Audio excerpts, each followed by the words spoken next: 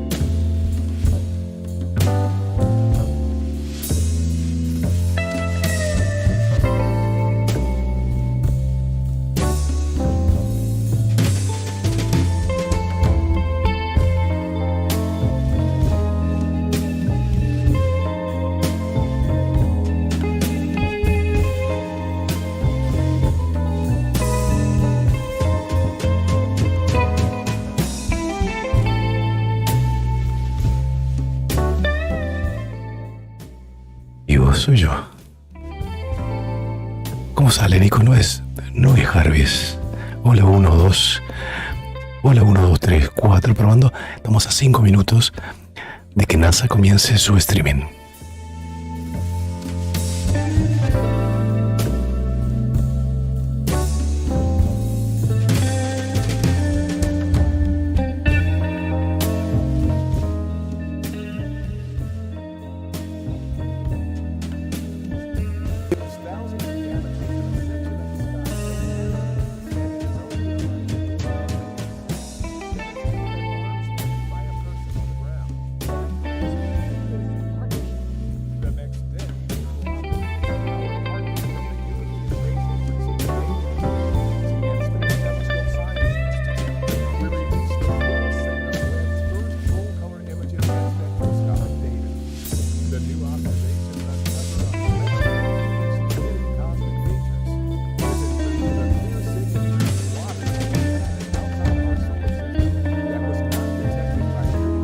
Increíble esto, ¿no? Agua y esto no.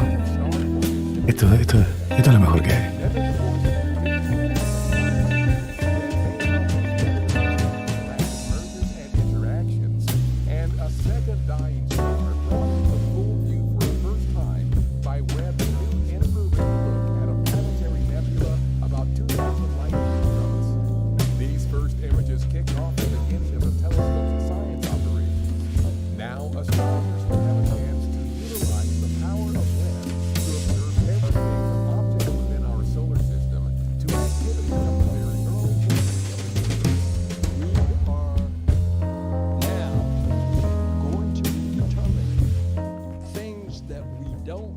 Know what the questions are that we ought to ask.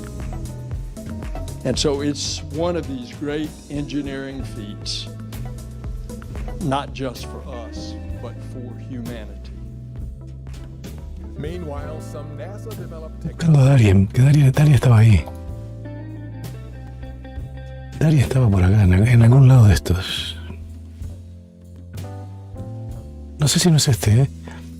A ver, me encantaría si Darien está ahí, si se ve, si no es este de acá, de aquí.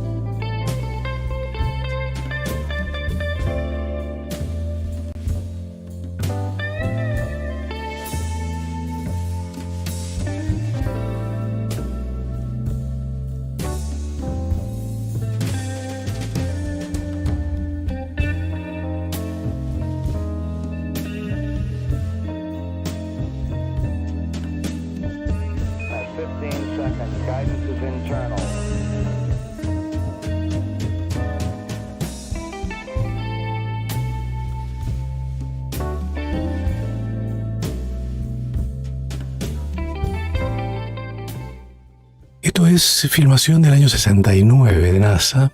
Esto es algo histórico. 52 años, ¿no? 53 años. Fue en el 69. El Saturno despegando.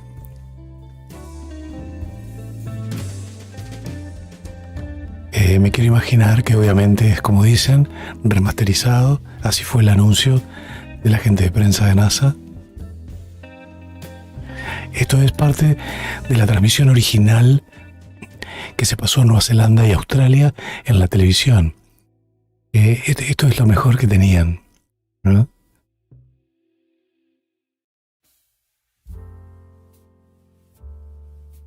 ¿Saben que hay alguien en YouTube que el audio de esto, voy a poner un poquito, este audio de Armstrong lo puso como cortina en una música, en una canción que hizo, y ahora cada persona que sube un video de esto de NASA le reclama como un video propio, como un copyright propio de la música, porque el bot de YouTube lo toma. Nos hizo un reclamo a nosotros. ¿Recuerdan el video que pusimos sobre la Luna? Bueno, sobre esto justamente hace 20 días nos reclamó.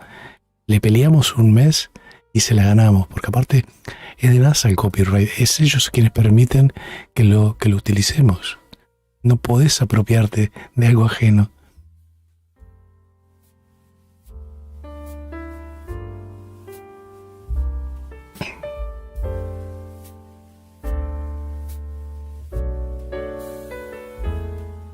Bueno, algo similar a esto es lo que vamos a ver. Ahí tenemos a los tres. A ver si lo logro detener justo al final. Ahí está. Ahí está. No pude. Ahí los tenemos. Neil Armstrong, Collins y Aldrin. Los dos de las puntas, ¿verdad? Son quienes caminaron en la Luna. O los negacionistas dicen que no. Tengo un amigo que aparte fue alumno mío, piloto, le enseñé a volar. Él dice que no, él dice que le enseñé a vivir, a sobrevivir. En realidad tuvo dos accidentes y gracias al entrenamiento que tenía, salió bien de los dos. Lo increíble de esto es que él dice, él piensa, ¿verdad?, que jamás fueron a la Luna. Perfecto, bueno, puede estar convencido. Pepe, bien por vos, Pepe, si estás mirando, te quiero mucho, un abrazo enorme. Pero bueno, para los que creemos, ¿no?, el comandante de la misión está a la izquierda, el piloto de Neil a la derecha, y a Collins le tocó, como quien dice, bailar. ¿Ah? Se mantuvo en órbita, solitario, mientras las 23 horas esas las pasaba en una parte donde no tenía comunicación con la Tierra porque estaba detrás de la Luna. Es increíble, ¿no? solitariamente mientras ellos hacían la primer caminata lunar de 2 horas y media.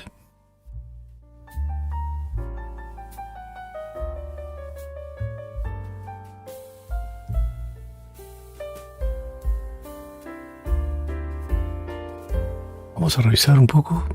Me extraña que no hayan empezado, ¿eh? Uy, cambiaron la hora. Atrasaron 1 hora esto. Uy, no.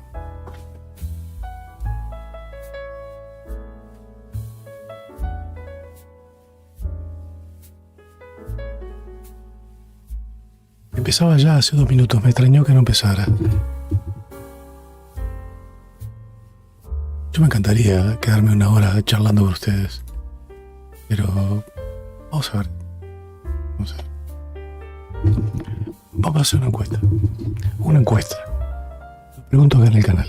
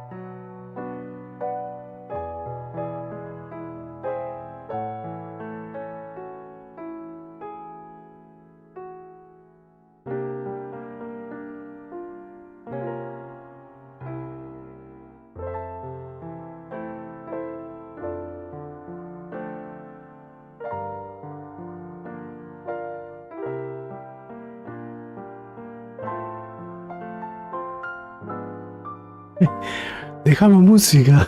Va ganando. 22 votos. Va ganando. Son locos.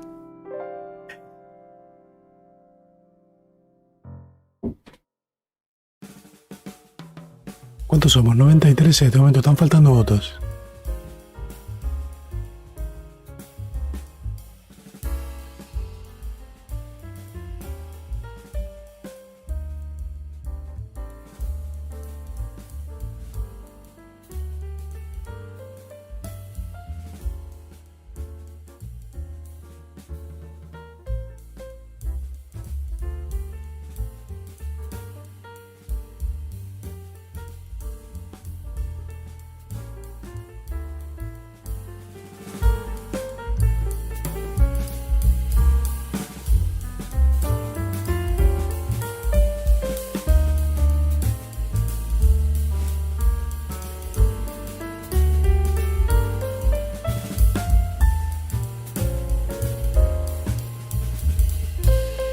Sí, Rosa.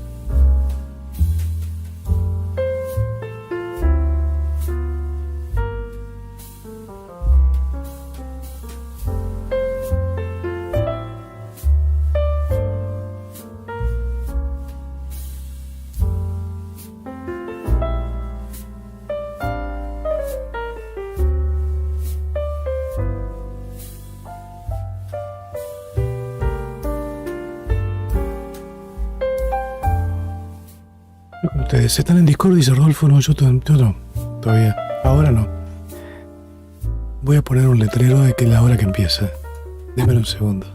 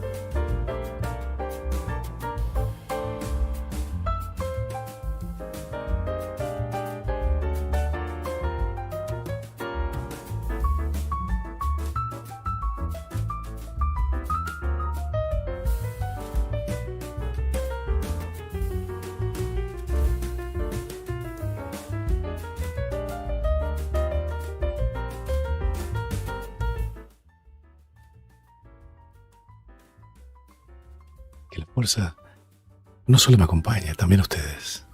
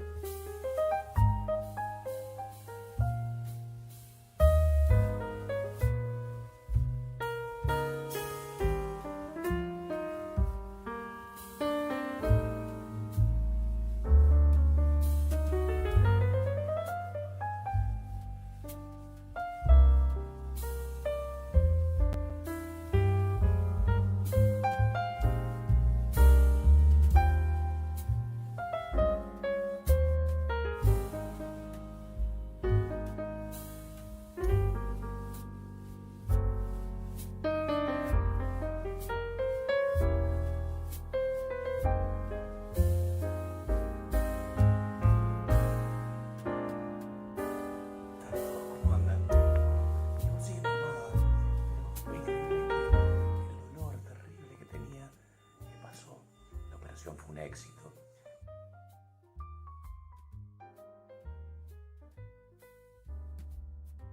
Estoy tratando de poner.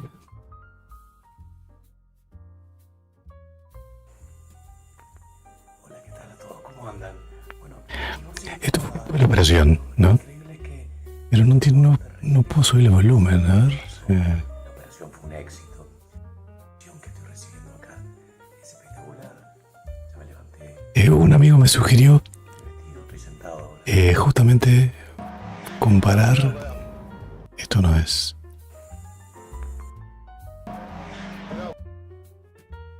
Mire quién aparece ahí. Carlos Sáenz. No, no puedo creerlo. Hola, ¿qué tal a todos? ¿Cómo andan? Bueno.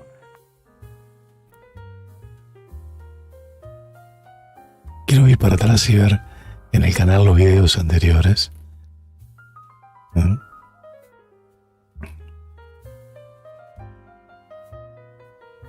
Este es el primer video que mandé desde la unidad de intensiva y parar tu voz. Vamos a ver cómo salía, ¿no? Solo chat decía, pero seguro que me aguanto con el genio, ¿no? Anuncios. Donald Díaz haciendo ASMR. Me lo sugirieron. Se escucha, se entiende, creo. ASMR. 41 grados, dice Rackman. ¿Dónde? Y no, qué terrible. Rocket Lab, vamos a escuchar a Rocket Lab. El video de Esencia del Padre está buenísimo, dice Gustavo. Me encantó cuando lo llevó a la Ferrari, ¿no? ¿Cómo te sentís ahora?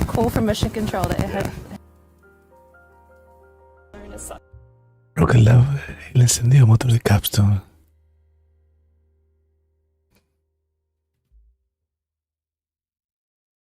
Tengo muchos videos que me acuerde, pero bueno, que me acuerde dónde hablo, ¿no?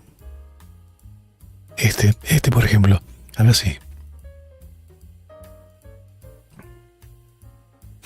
La idea es esa, comparar. The ways that creator. Gracias a YouTube. Ayer tuve consulta médica con el jefe de oncología. Estoy bárbaro, déjenme hacer algo. Tengo amigos increíbles que solos han respondido. Vamos a ver cómo sale ahora. Ahora todavía, o sea, vengo de un día entero, he hablado todo el día en casa. Creo que ha cambiado. Esto tiene 5 días, ¿no? 7 días. 7 días tiene, y hoy estuve hablando por todos lados. No mucho, la verdad. Cuido la voz, trato de hablar poco, trato de forzar poco, inclusive mis graves trato de no usarlos mucho. ¿Ah? Pero bueno, era hacer una comparativa pequeña, nada más. Era eso. Así unos días ya, aire acondicionado ese. Joaquín San Pedro. Me imagino, bueno, yo estoy con aire también. Ahora lo tengo apagado. Hoy es un día precioso acá, de 17, 18 grados en pleno invierno, la verdad.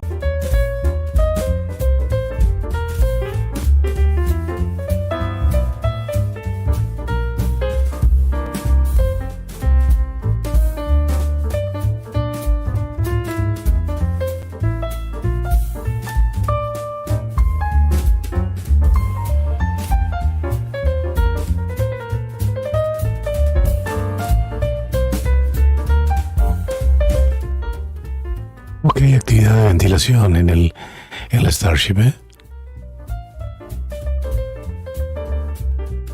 Y el cartel de NASA Spaceflight dice que ya ha completado 2 Spin Primes. Spin es torbellino, ¿no? Giro. Y Prime es purgar, agregarle algo de combustible o gases a un motor, por ejemplo. Vamos a ver si lo llegamos a ver.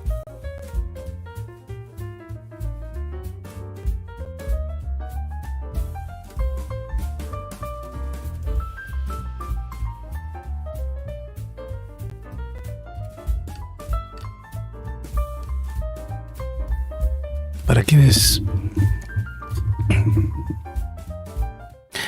se suman y no están al tanto, la transmisión de NASA empieza en 15 minutos, el estreno de esa versión remasterizada del aterrizaje en la Luna del Eagle, la misión Apolo 11. Hoy se cumplen 53 años de esa hazaña, y qué mejor momento que verlo con una versión remasterizada. Tenemos la versión original, que podemos llegar a colocarla. Creo que no vale la pena, digo, la calidad es realmente pésima. Si es lo que hay, lo ponemos, pero me quiero imaginar que NASA nos va a dar un poquito, imágenes un poquito mejor que estas. Lo anunciaron, lo anunciaron a la prensa, tiene una hora fijada para hacerlo. Justamente por eso tenemos el contador allí de 14 minutos en cuenta regresiva. ¿Qué le pasa a mi voz? Bueno, para los que son nuevos y no lo saben, vengo de una recuperación médica, una operación, una cirugía. Si quieren enterarse, hay un video, hay varios videos en el canal subidos, pueden ir y mirarlos, donde cuento todo lo de mi enfermedad.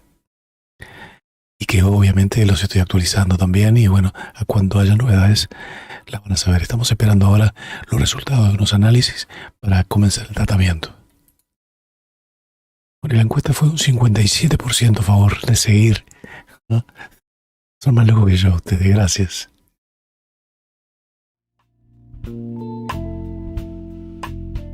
$115 votos.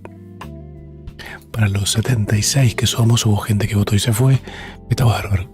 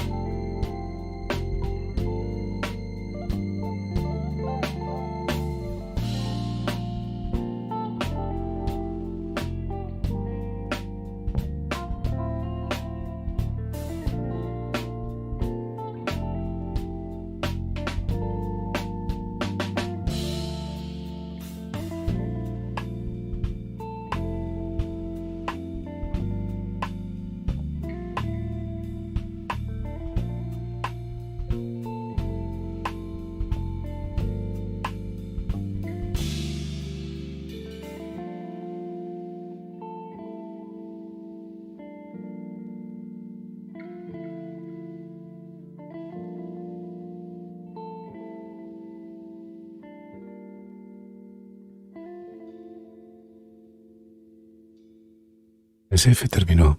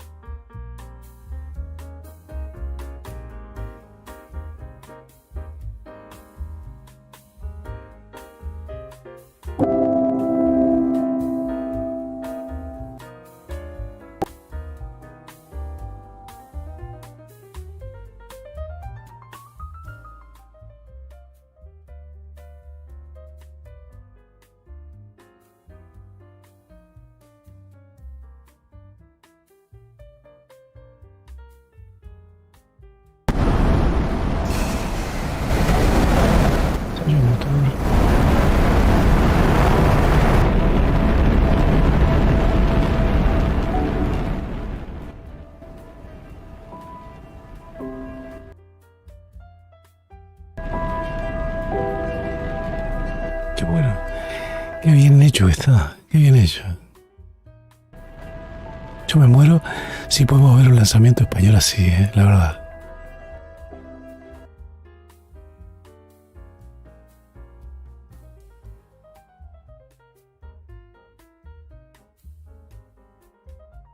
Sí, esta parte es imposible. El regreso lo probaron ya tirándolo de un helicóptero.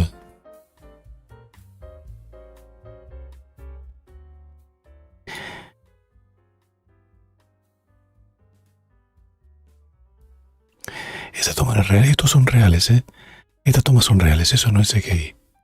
Es la recuperación del booster, pero tirándolo de un helicóptero. A ver si lo vemos el video. Está en el canal de PLD Space, Aquí está. Está genial. Sinceramente está genial. No tiene desperdicio dar unas vueltas por la página de PLD Space.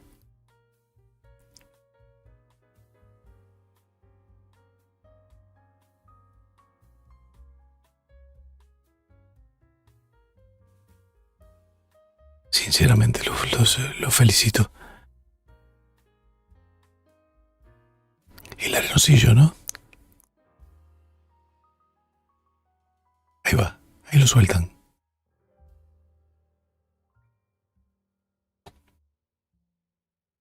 Flash. Parados para el lanzamiento. 3, 2, 1, lanzando. Carga lanzada. Paracaídas abierto. Splash. En español, me encanta, me encanta.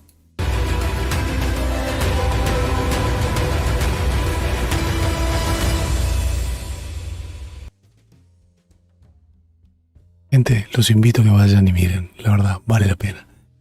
Otra cosa que vale la pena, aprovechando que tenemos todavía 7 minutos, el canal de Darío Hernández, Explorando el Espacio. Hace un día, como siempre, como nos tienen acostumbrados, bueno, no es un mono, es la publicidad de YouTube. Como nos tienen acostumbrados, ¿no?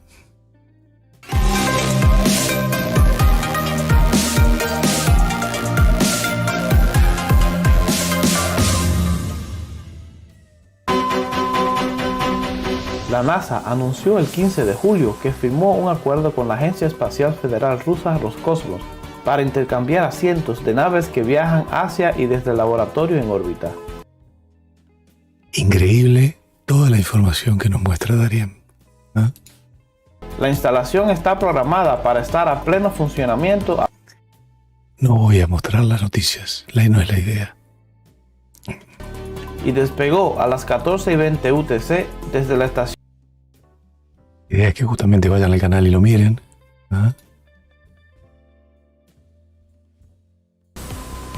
Y esto es todo por hoy. Recuerda darle like al video si te gustó y suscríbete. Mira qué increíble los Raptor 2. Las imágenes que pone Darío son brutales, la verdad. No sé cómo hace, eso es el mago de las imágenes y la información, obviamente. Yo cada vez estoy más cómodo mirando su informativo matinal que buscando noticias o leyendo mail de prensa en el correo. Me está cambiando la forma en que me entero de las cosas. Por eso lo recomiendo también,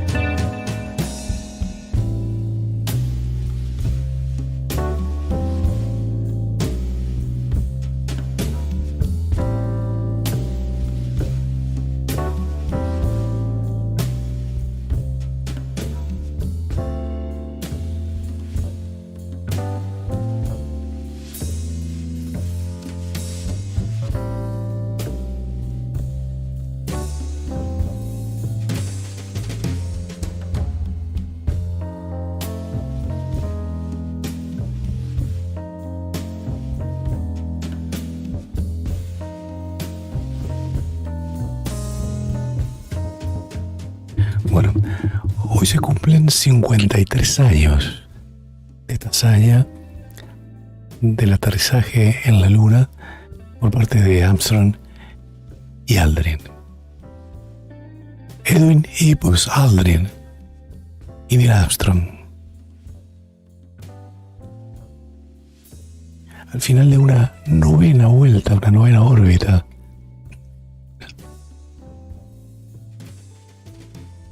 estaba Charles Duke como Capcom, Eugene France, parte de los controladores en Johnson Space Center. Y luego de un desayuno, Armstrong comenzó a reactivar el Eagle, a desplegar el tren de aterrizaje, a presurizar sus trajes.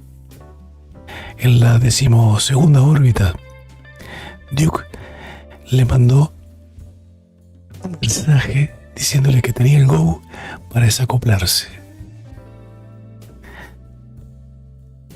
Desacoplarse obviamente del módulo Columbia, que es donde quedó Aldrin por más de 22 horas volando solo alrededor de la Luna. La mitad del tiempo en la oscuridad, en la sombra y sin comunicación con la Tierra.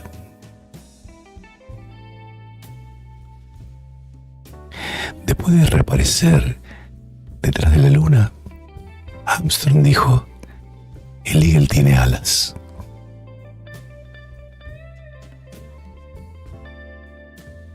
Creo que tenemos una máquina que se ve increíble acá. Y algo está boca abajo, dice. En realidad era el momento de empezar a hacer su trabajo, como quien dice.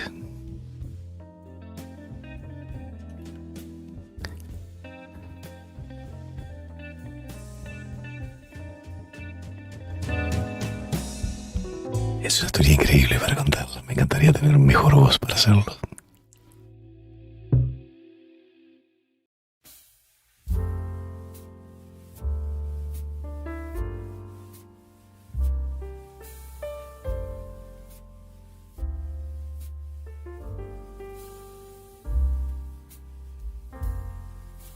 Al principio, los motores del Eagle se lanzaron al 10% por 26 segundos. Fue la primera desaceleración inicial antes de empezar a potencia completa. Recuerden que muchas cosas de estas era manual. No había computadoras. Las computadoras que tenían eran tan rudimentarias que una calculadora de cualquiera de oficina tiene más potencia hoy.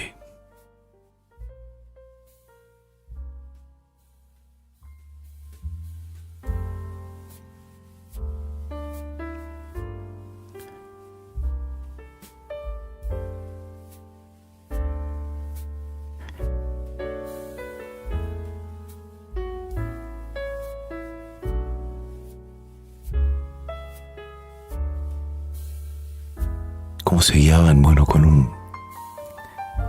¿cómo se guiaba Armstrong? Neil Armstrong, con marcas que habían estudiado el terreno.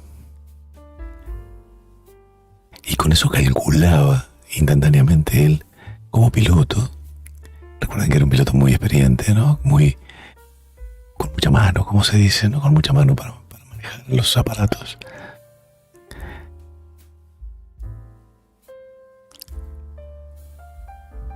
Reapareció después la órbita número 14, o sea, la 14ª vez.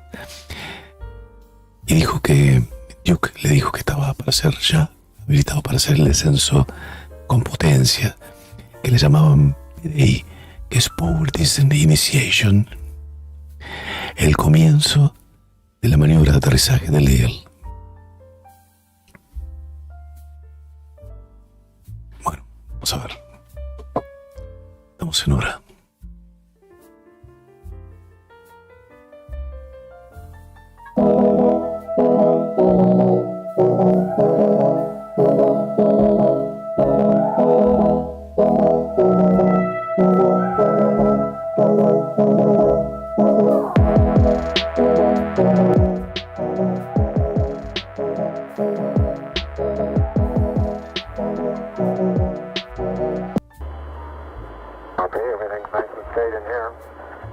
Okay, can you pull the door open a little more?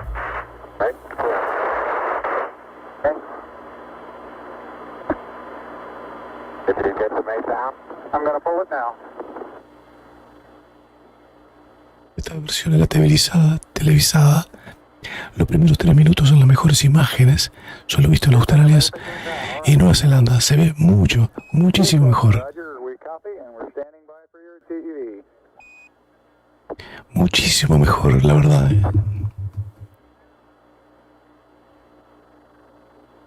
Vamos a disfrutarlas. Houston, this is Neil, radio check. Neil, this is Houston, loud and clear. Break, buzz, this is Houston. Chequeo de radio, fuerte y claro. Roger, TV circuit breakers in. And base 5 clear. Roger. And we're getting a picture on the TV. Están saliendo en la TV. We got a good picture, huh? Y se ve bien, ¿eh? Contrast in it, and currently it's upside down on our monitor, but we can make out a fair amount of detail. Está de arriba para abajo, está para abajo.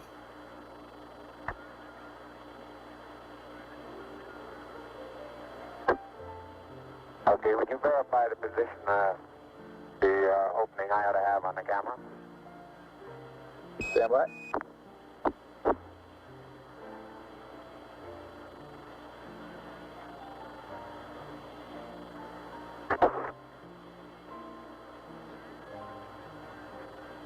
Okay, Neil, we can see you coming down the ladder now. Neil, we can see you coming.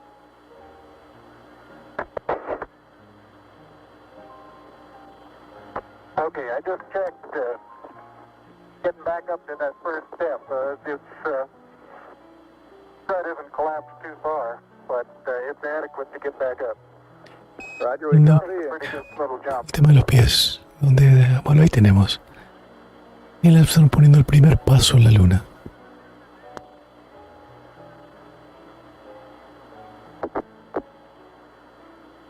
Buzz, this is Houston. F2, 1/160th second for shadow photography on the sequence camera. Okay. I'm at the foot of the ladder. The limb footbeds are only depressed in the surface about 1 or 2 inches. Dice que se hundió en la superficie solo 1 o 2 pulgadas, 5 centímetros. Almost like a powder. Parece un polvo fino.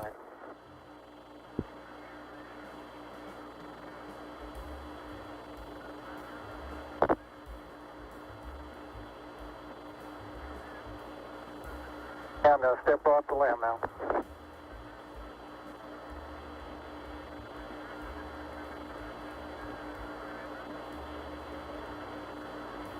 That's one small step for man, Pequeño para el hombre, one giant leap for mankind.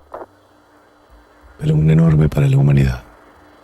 Dijo Neil Armstrong, su frase famosa, ¿no?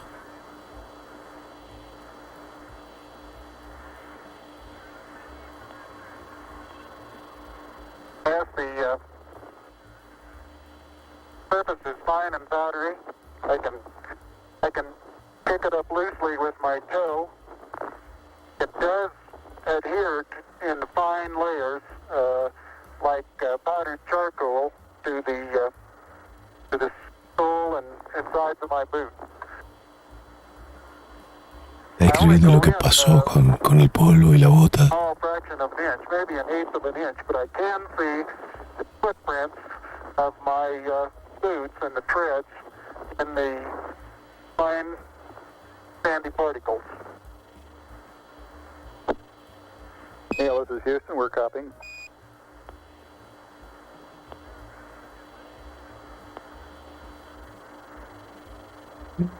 Y posiblemente ya lo tenga estudiado.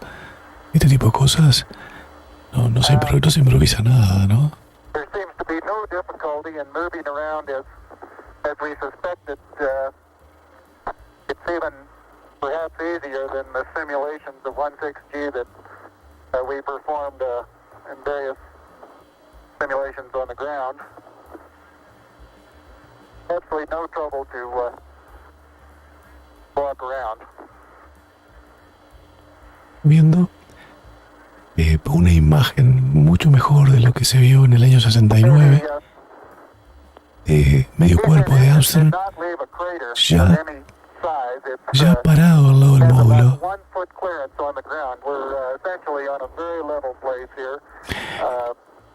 Obviamente en blanco y negro. ¿Por qué cuento esto? ¿Por qué digo esto? Recibimos un increíble mensaje de un no vidente que dice que le ayudamos muchísimo con nuestro relato, entonces vamos a darle un poquito, a transmitirle lo que vemos, justamente para que puedan disfrutarlo también junto a nosotros.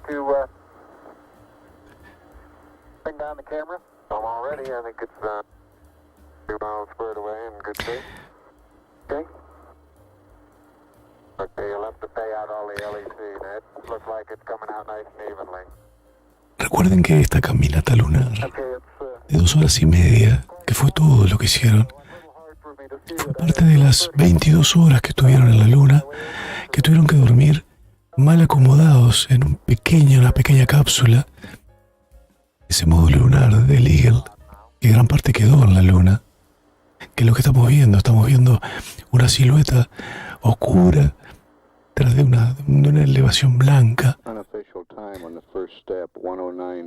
y una de las patas con la escalera del módulo lunar del Eagle.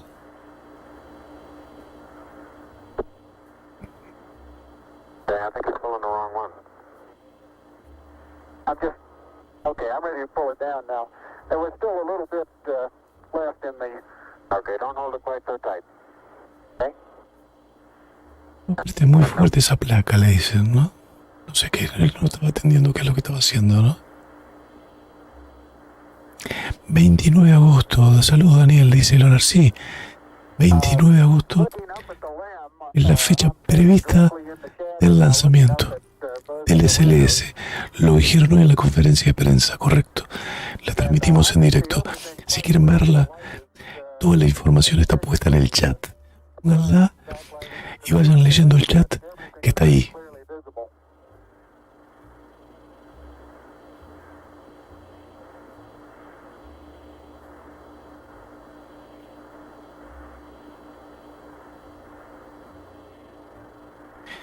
Marcos pregunta si la cámara del módulo Lunar sigue disponible como webcam en ese sitio. Sí, pero creo que no le llega la internet. No le entra, tiene un problema en la antena.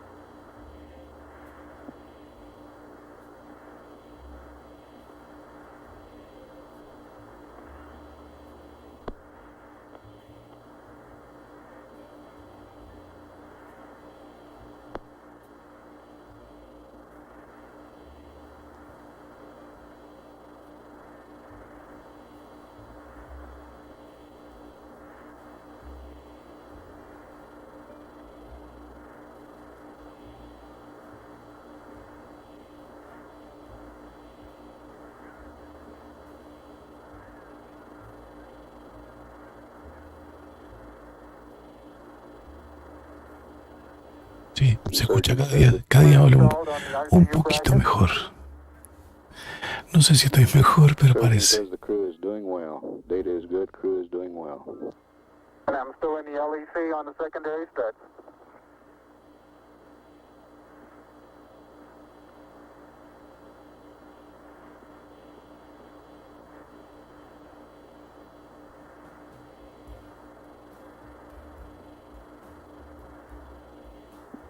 I'll step out and take some of my first pictures here. que recién se suman, suscríbanse al canal, por favor. Activen todas las notificaciones si quieren ver todo lo que hacemos. Y les recuerdo, estamos viendo, ahora sí se ve mucho mejor la silueta en blanco y negro, obviamente. Muchísimo mejor, muchísimo mejor. Se ve bien el casco, se nota perfectamente el pack detrás del equipo de caminata. Recuerden que ahí no hay atmósfera, no había atmósfera, la luna no tiene. Hace frío, hace calor y uno pesa menos. Entonces es posible también llevar un traje muy pesado.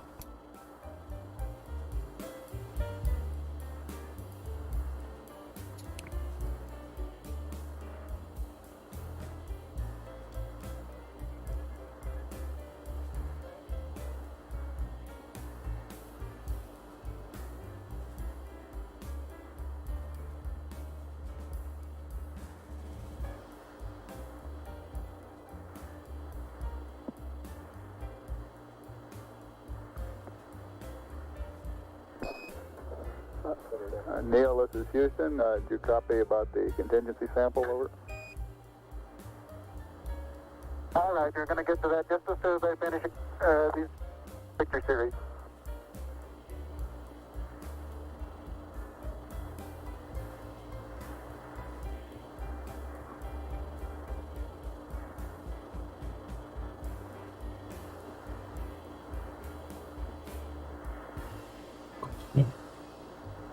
No yankee.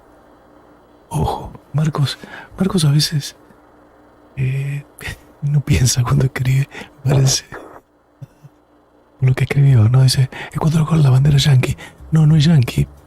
Recuerden que hubo una guerra civil en España, justamente, y peleaban lo que le llamaban los yankees. Mucha gente dice yankees por norteamericanos. No me gusta el término. Después me parece que tampoco, si fuera, no es correcto. Generalmente en algunos lugares se llama así, se le llama de otras maneras. Prefiero no utilizarlo los términos.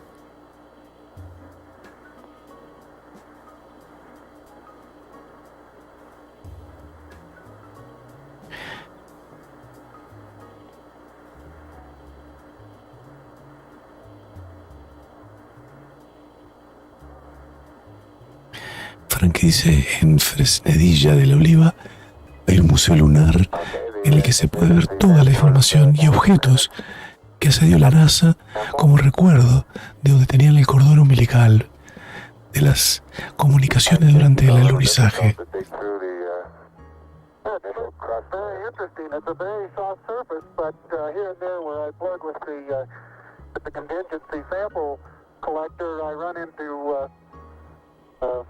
Very hard surface, but it appears to be very cohesive material of the same sort. I'll try to get a rock in here. Estoy tratando de dar una roca. Dice. Imagínense que uno es Aldrin. Está ahí en la gatera arriba tratando, esperando a que le digan, dale, bajá.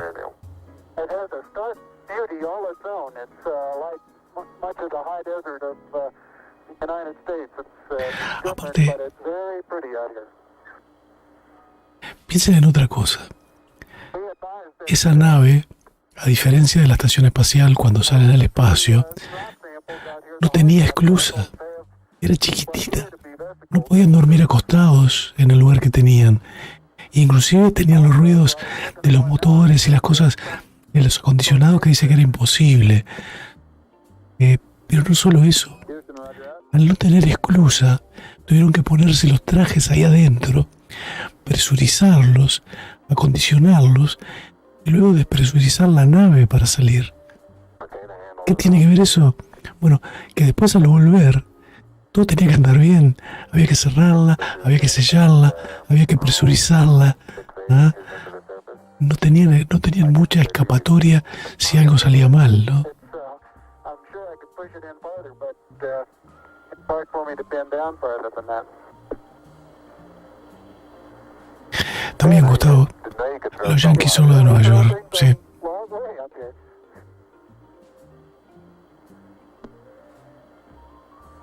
José Luis, contame por qué nunca llegaron, mostrámelo. Dice, nunca llegaron, dice otra farsa más de la Guerra Fría. Si hubiera sido farsa, Rusia lo hubiera desmentido con argumentos. Porque también estaban detrás de todo esto. De todas maneras, me encantaría que nos demuestres en la oportunidad.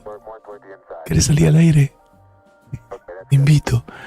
Pon material, hablamos un segundo primero, y si el material que tenés está bueno, te pongo al aire, no hay drama. Me encantaría que lo digas con argumentos.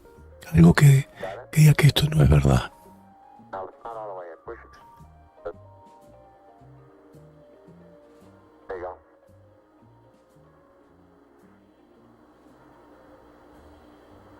Engine's example is in the pocket.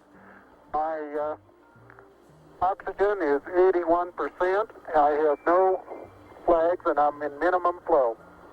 Bueno, tengo 81% de oxígeno, flujo mínimo, no tengo indicaciones negativas ningunas. Juan Carlos, no hablamos así. La verdad, si él piensa que no llegamos o no llegaron a la luna, está perfecto. Cada uno puede creer lo que quiera. Y hablamos con respeto. Ahora, si decís que no, digo, ¿qué argumento tenés para demostrarlo?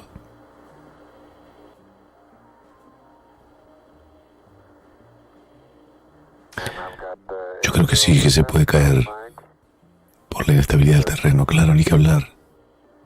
No sé qué es lo que van a inventar para poder aterrizar el HLS.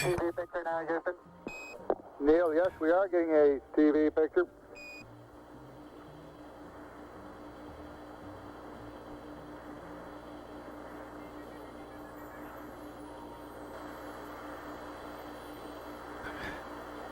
No se ve bien lo que está haciendo Neil. Houston, we're getting a picture. You're not in at the present time. We can see the bag on the LEC being moved by Buzz, though.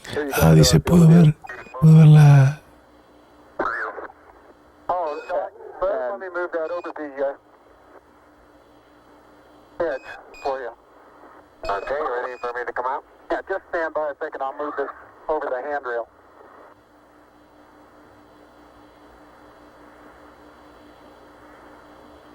Ah, estaban viendo la sombra de algo que colocó del bolso, digo.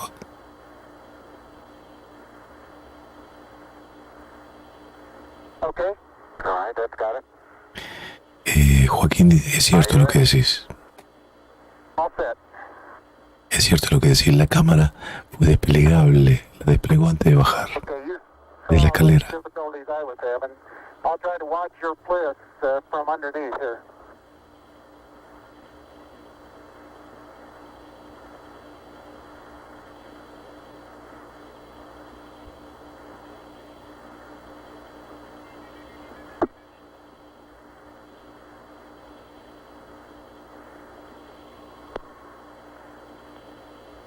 All right, the backup camera is vision.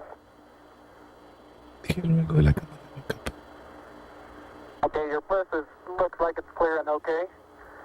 The toes are about to come over the sill.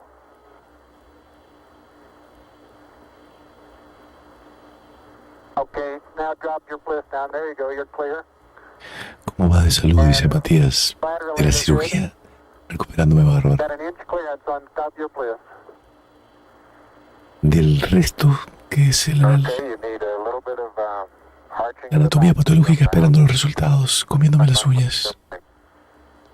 How far are my feet from the Okay, you're right at the edge of the porch. Soy el 0,2% de las estadísticas mundiales con lo que tengo. Un caso rarísimo. Small little foot movement. Así soy de raro. Arching of the back. Moment comes up and clears the bulkhead without any trouble at all. Looks good.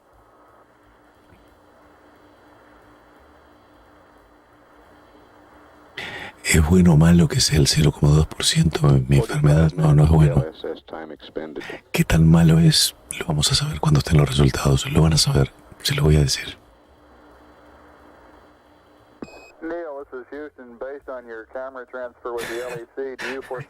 Sí, yo tenía 9 años. Año 69, saquen la cuenta. 8, ¿no? Me acuerdo, pero me acuerdo. Hasta del televisor. Me acuerdo. El televisor estaba puesto en un carrito de hierro que vendían en ese momento con rueditas. Y tenía la nariz pegada contra el vidrio. Y me decían, no te acerques al televisor que te hace mal. En vivo.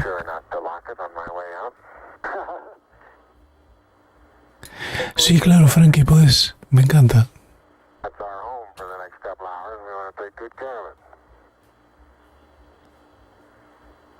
Okay, I'm on the top step and I can look down over the RCU and landing gear pad. It's a very simple matter to hop down from one step to the next. Tiroides, la operación fue tiroides. Y un hallazgo de la cirugía fue un sarcoma no tiroideo. ¿Qué tipo de sarcoma? No lo sabemos aún. ¿Es maligno? O sea, ¿es cáncer? No sabemos todavía el desarrollo de esto. Es la idea de buscar qué tipo. Buscar el origen para darle directo. Aparentemente hay también en alguna otra parte de los pulmones hay algunos nódulos que podrían ser parte de esto también. Por lo menos lo muestra la tomografía.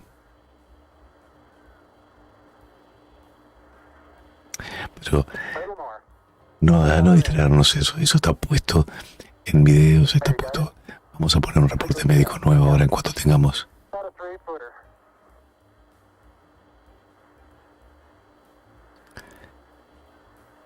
Bueno, ahí tenemos a Aldrin.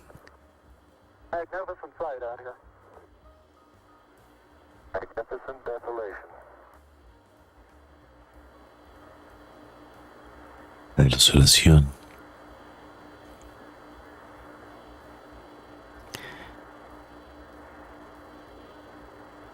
Está tratando de caer justamente fuera de las huellas de Armstrong.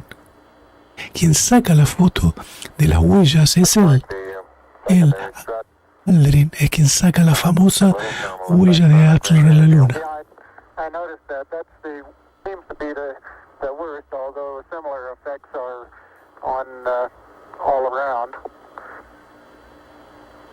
Tiene los mismos efectos alrededor.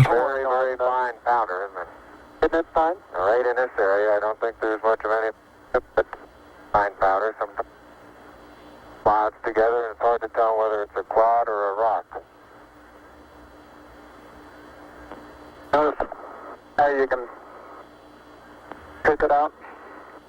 Yeah, and it bounces and then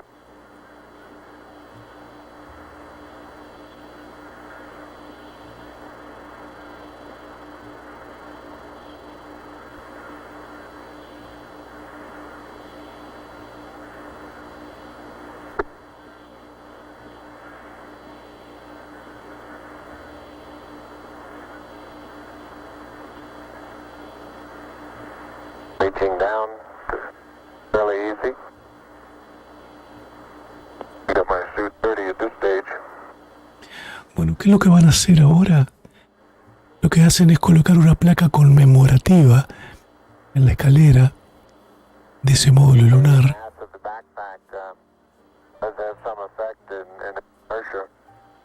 Que dice acá, los hombres del planeta Tierra pisaron por primera vez la Luna en julio de 69, después de Cristo, y venimos en paz para toda la humanidad.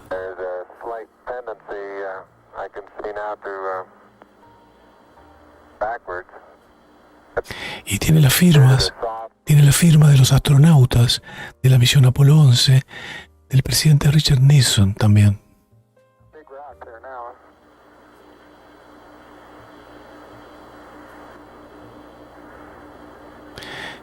que luego Armstrong quitó la cámara donde estaba ahí del sitio desplegable y la puso en un trípode para que la gente pueda ver justamente un panorama de lo que estaban haciendo.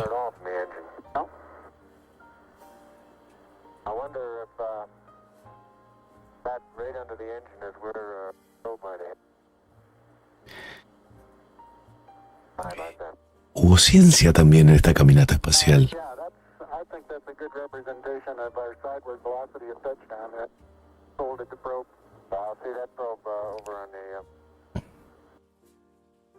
Aldrin más tarde despliega un colector de viento solar, una hoja de aluminio expuesta al sol por 77 minutos, que antes de irse lo enrollaron y lo llevaron a la Tierra para un análisis científico.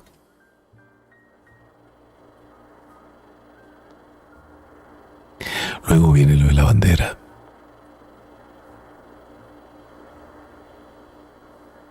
Can't say too much for the visibility right here without the visor up. Pretty dark. It looks like there's a surface of a flat rounded rock.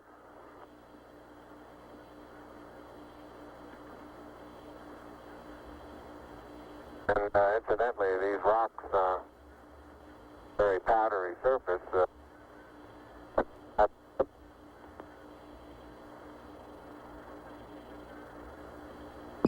Say again, please, Buzz. You're cutting out. And here's again, please, Buzz. I say that the rocks are rather slippery. Roger. Very powdery surface. When it's on there, fill up all the very little fine porises. They'll tend to slide over it rather easily.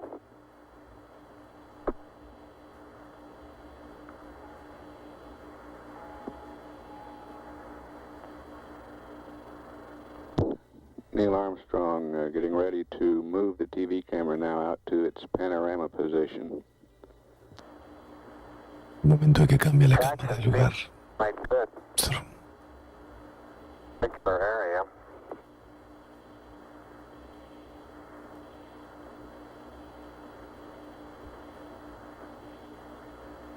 Hay informes que dice que minutos perdidos que no se hicieron públicos. ¿Es cierto? No lo sé. Todo puede ser, la censura al momento puede ser, sí, cierto. And moving arms around, Jack doesn't dot the surface. Not quite that light-footed. And I have the insulation off the mesa now. The mesa seems to be in good shape. You have to be careful that you're leaning in the direction you want to go, otherwise you slightly inebriate. In other words, you have to cross your foot over to stay underneath where your center of mass is.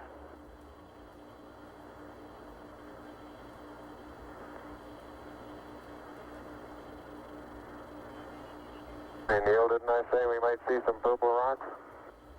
Find a purple rock? Yep.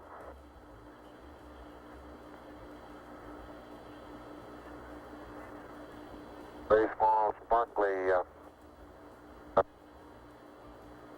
fragments are rock. They're like the sun in places. I would make a first guess at some sort of biotite.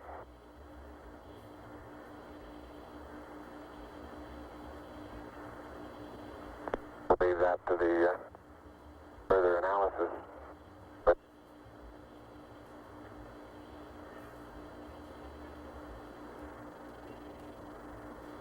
soil compacts underneath. Completely no. You don't sink down more than a quarter of an inch.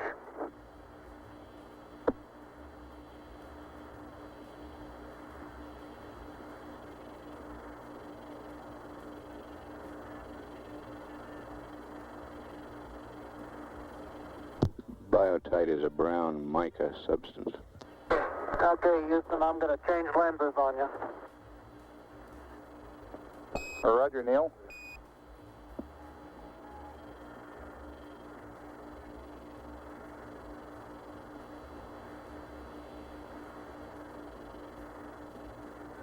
Life support consumables still looking good. Disponibles de el sistema vital todavía se ven bien, dice.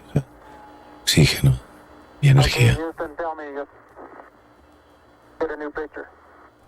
Neil, this is Houston. That's affirmative. We're getting a new picture. You can tell it's a longer focal Tenemos length una lens. nueva imagen. And for your information, all LEM systems are go. Over. For your information, all them. I appreciate that. Thank you.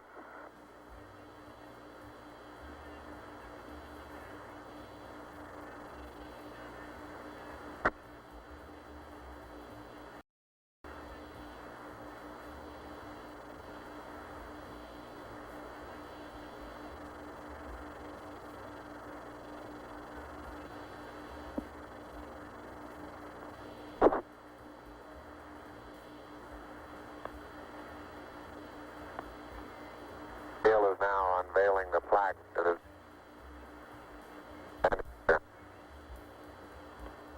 Roger, we got you bore-sighted, but back to one side. Bore-sighted.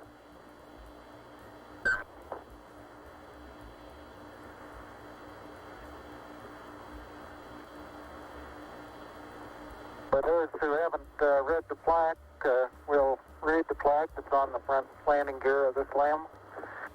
There's two hemispheres, one showing each of the two hemispheres of Earth. Underneath it La says, imagen estamos disfrutando "Dear men from the los dos planet cascos de Earth, los astronautas con la escalera mientras ponen la placa. 1969 AD. It came in peace for all mankind. Venimos en paz para toda la humanidad. The crew members' signatures and the signature of the Están leyendo lo que dice la placa que colocaron, la placa conmemorativa.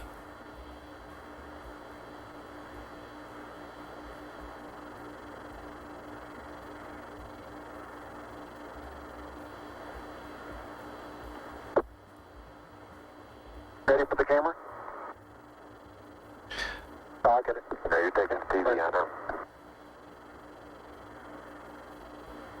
Touch the LEC there.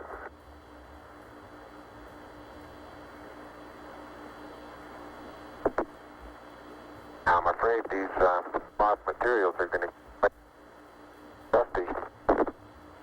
Hablando del polvo, están sorprendidos con el polvo lunar. Yeah, surface material, powdery. Es el material de la superficie repolvoriento, dice. Whether how good your lens is, but if you can touches above.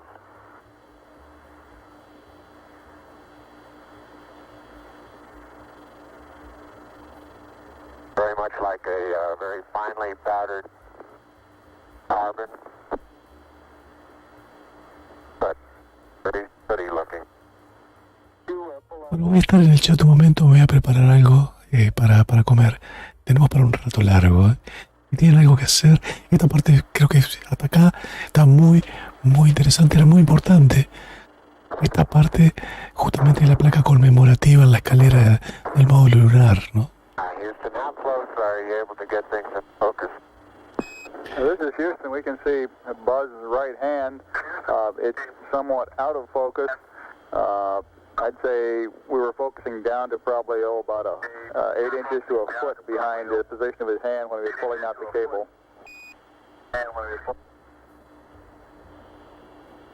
Okay, how's the temperature looking there? Temperature of the camera is showing cold. El tema del polvo lunar no solo fue un problema, sino que sigue siendo un problema. Donde aterricen muchas naves en la Luna, el polvo lunar, como no hay atmósfera y hay poca gravedad, viaja mucho, pero viaja mucho. Y demora mucho en asentarse. ¿Vas a preparar fettuccine? No hoy, no hoy. Mañana pasado sí. Creo que mañana toca arroz chino. Ya es parte del menú familiar, ¿eh? David, Mengol se va a dormir. Un abrazo enorme. Gracias por haber estado. Prenderte en esto. Look at the minus Y strut. The direction of travel there. Traveling from right to left. Right. So this one over here underneath the methane engine where the probe first hit. Minus my probe first hit. I got plenty of cable. You got plenty more.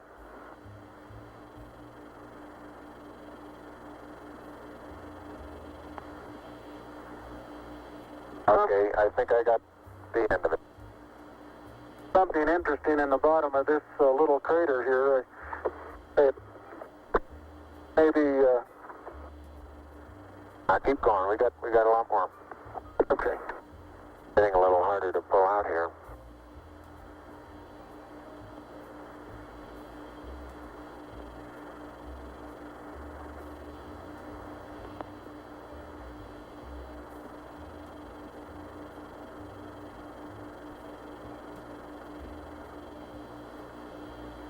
If you stand on the ladder facing forward, the minus Y strut is the landing gear to your left. Say I am, Buzz.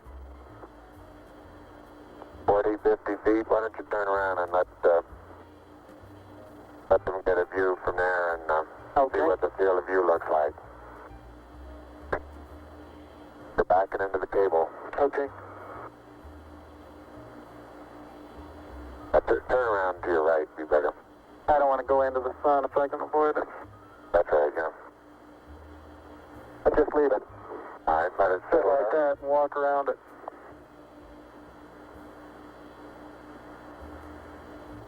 Houston, how's that field of view going to be? Pick up the mesa. Far away? Right.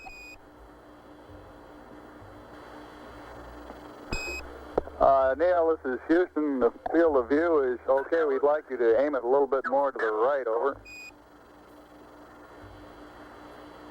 Okay. Okay, that's all the cable we have. All the way out. I'll start working on the shoulder. A little bit too much to the right. Can you bring it back left about 4 or 5 degrees?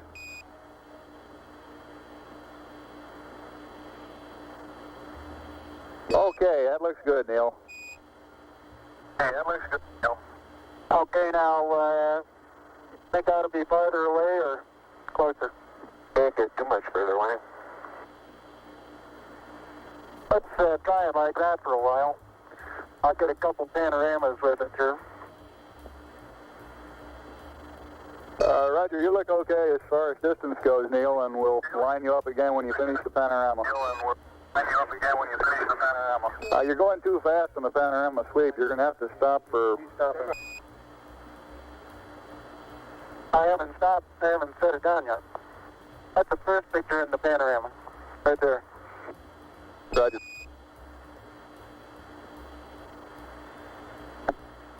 It's taken just about northeast.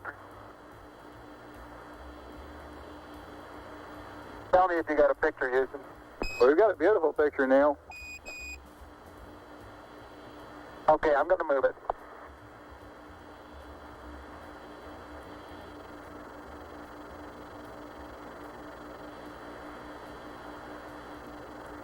Okay, there's another good one. There's another.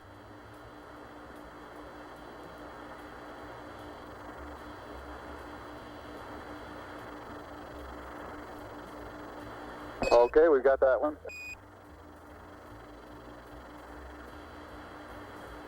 Okay, now this one's right down sun, straight west, and I want to know if you can see an angular rock in the foreground. Roger, we have a large angular rock in the foreground, and looks like a much smaller rock a couple of inches to the left of it, over. Right, and then on beyond it, about 10 feet, is an even larger rock that's very rounded. That rock is about, the closest one to you is about sticking out of the sand about 1 foot. It's about 1.5 feet long, and it's about 6 inches thick, but it's standing on edge. Roger.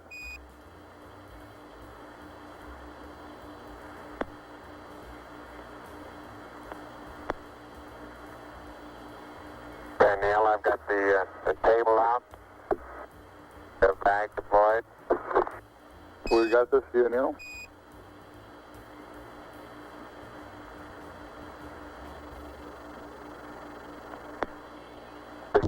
Straight south.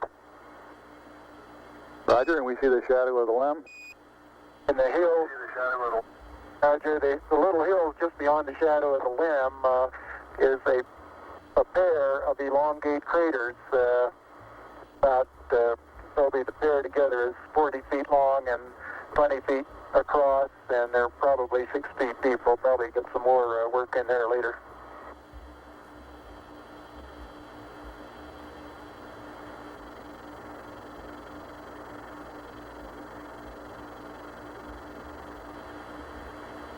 Roger, and we see Buzz going about his work. How's that for a final? For a final orientation, we'd like it to come left about 5 degrees, over.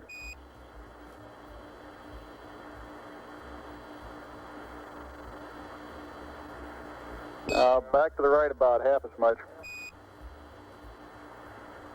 Okay.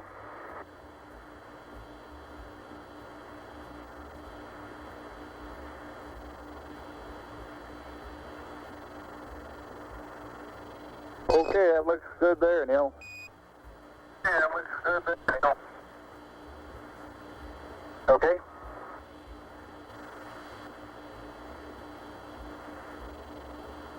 One hour, 7 minutes time expended.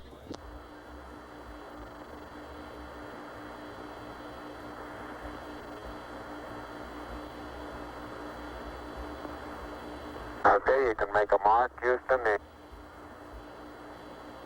Roger, slow in.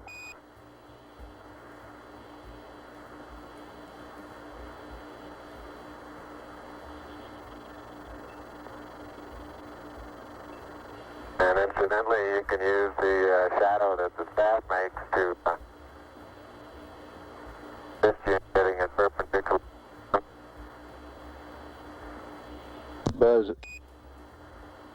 Buzz is erecting the solar wind experiment now.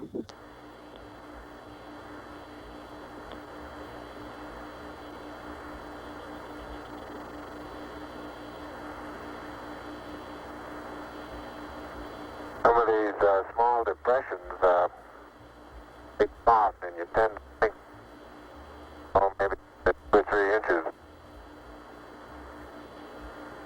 I can suggest exactly what the layer pictures showed when they pushed away a little bit. You can see force transmitted through the upper surface of the soil, and about 5 or 6 inches away, it breaks loose and moves as if it were caked on the surface, when in fact it really isn't. I noticed in the soft spots where we have footprints nearly an inch deep that the soil is very cohesive, and it will retain a slope of probably 70 degrees along the side of the footprint.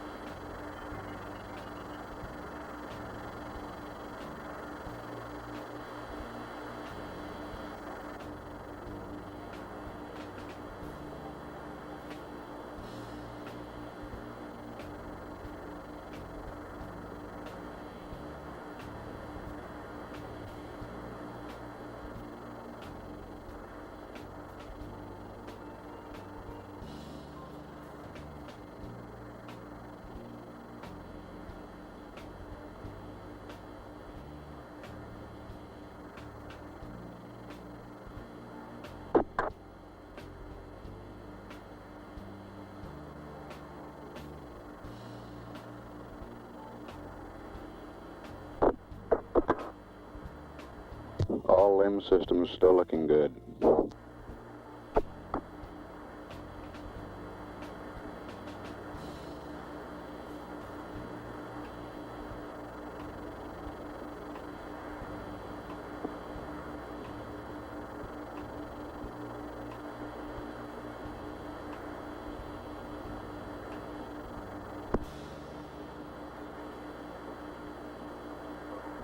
Okay? Yeah, I think that's nice.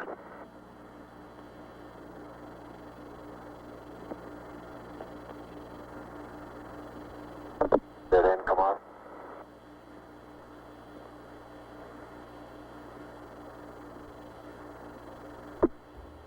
All right, get the camera.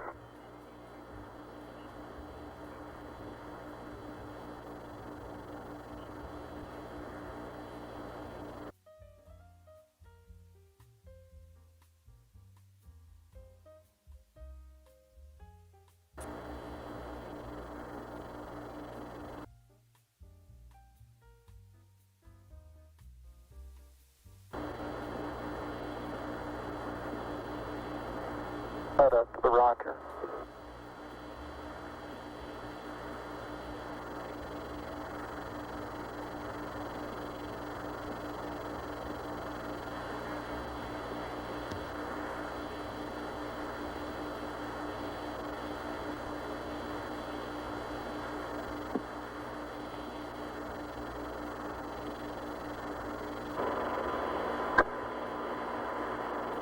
Hey, I'll have to extend that one.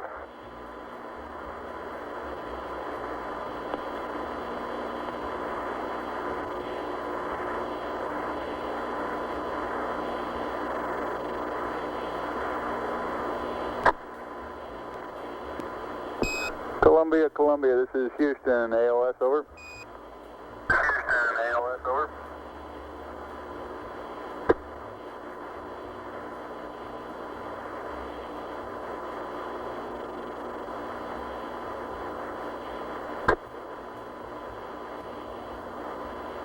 Neil Armstrong's been on the lunar surface now almost 45 minutes. It's bad. I don't have camera.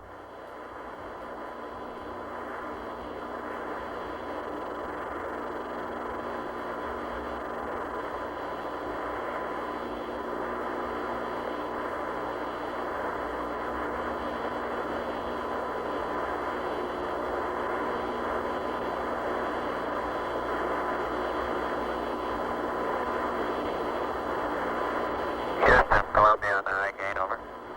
Columbia, this is Houston, reading you loud and clear, over. Yeah, this is Houston, reading.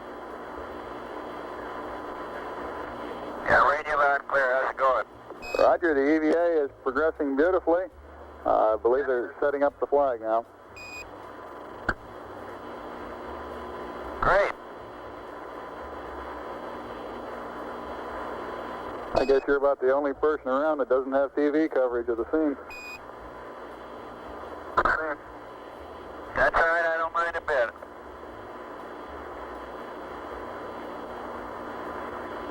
How is the quality of the TV? Oh, it's beautiful, Mike, it really is. Oh, geez, that's great. Is the lighting halfway decent? Yes, indeed. They've got the flag up now, and you can see the stars and stripes on the lunar surface. Beautiful, just beautiful.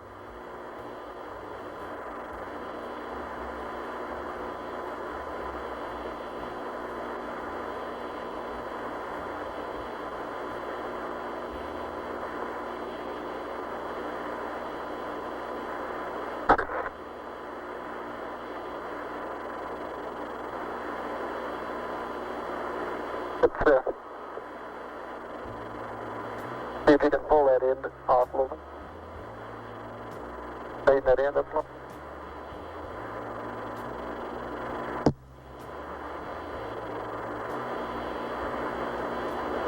It won't go out.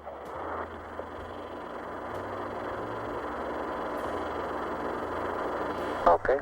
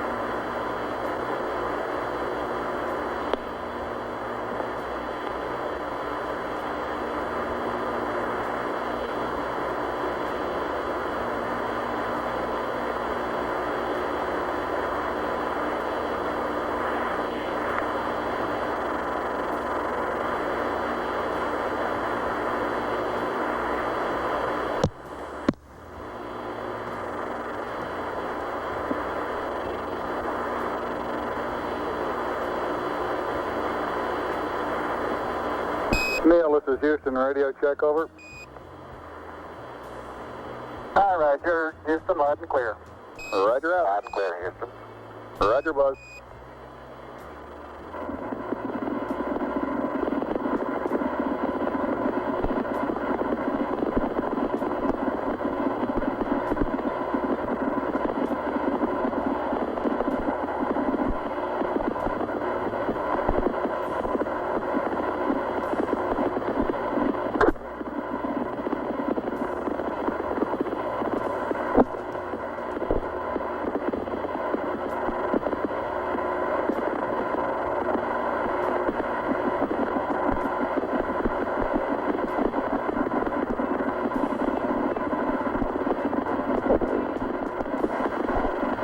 I'd like to evaluate the various paces that a person can traveling on the lunar surface. I believe I'm out of your field of view. Is that right now, Houston? That's affirmative, Buzz.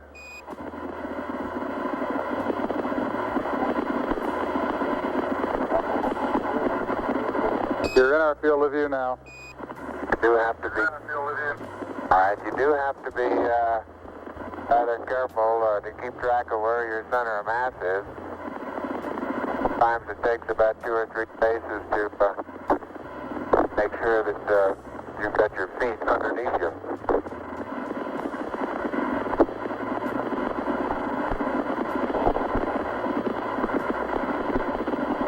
And about 2 or 3 or maybe 4 easy paces can bring you to a fairly smooth stop.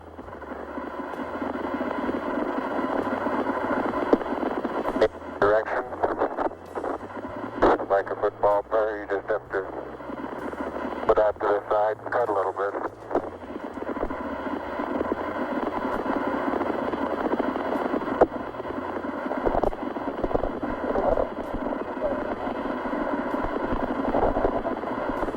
So-called kangaroo hop does work, but it seems though your forward stability is not quite as good as it is in the conventional, more conventional one foot after another.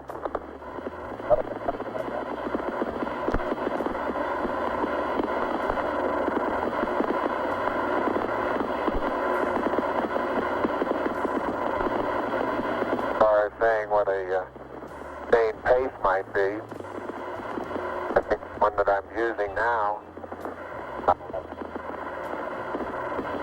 would get rather tiring after several hundred. But this may be a function of the suit as well as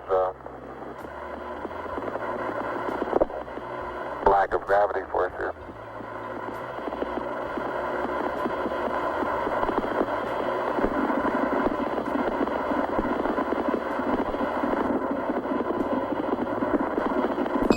Tranquility Base, this is Houston. Could we get both of you on the camera for a minute, please?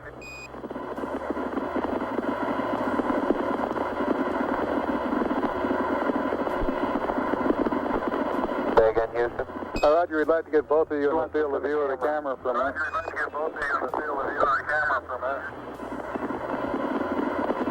Neil and Buzz, the President of the United States is in his office now and would like to say a few words to you. Over.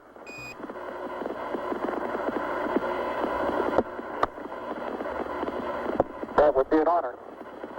Go ahead, Mr. President. This is Houston out. Hello, Neil and Buzz. I'm talking to you by telephone from the Oval Room at the White House. And this certainly has to be the most historic telephone call ever made. I just can't tell you how proud we all are of what you do. For every American, this has to be the proudest day of our lives. And for people all over the world, I am sure they too join with America in recognizing what an immense feat this is. Because of what you have done, the heavens have become a part of man's world. And as you talk to us from the Sea of Tranquility, it inspires us to redouble our efforts to bring peace and tranquility to Earth. For one priceless moment, In the whole history of man, all the people on this earth are truly one. One in their pride in what you have done, and one in our prayers that you will return safely to earth.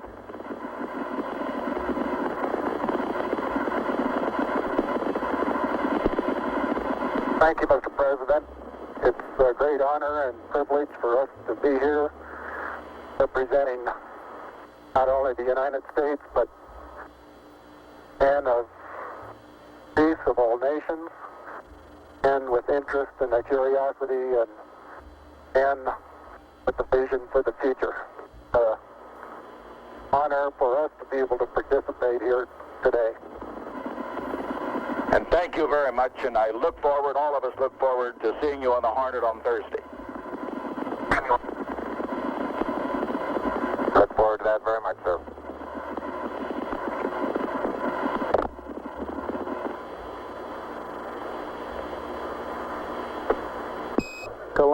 Columbia, this is Houston, over.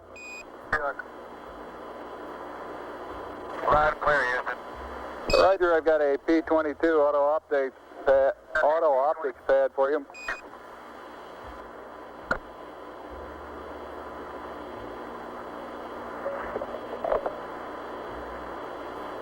Roger, go ahead. Roger, P-22, landmark ID, LEM, T1, 1102656. T2, 1103206. 3 miles south. Time of closest approach, 1103340. Shaft, 353.855. Trunnion, 46.495.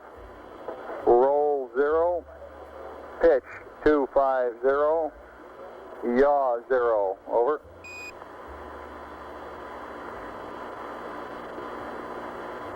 Roger, thank you. Read back now required. Roger, out.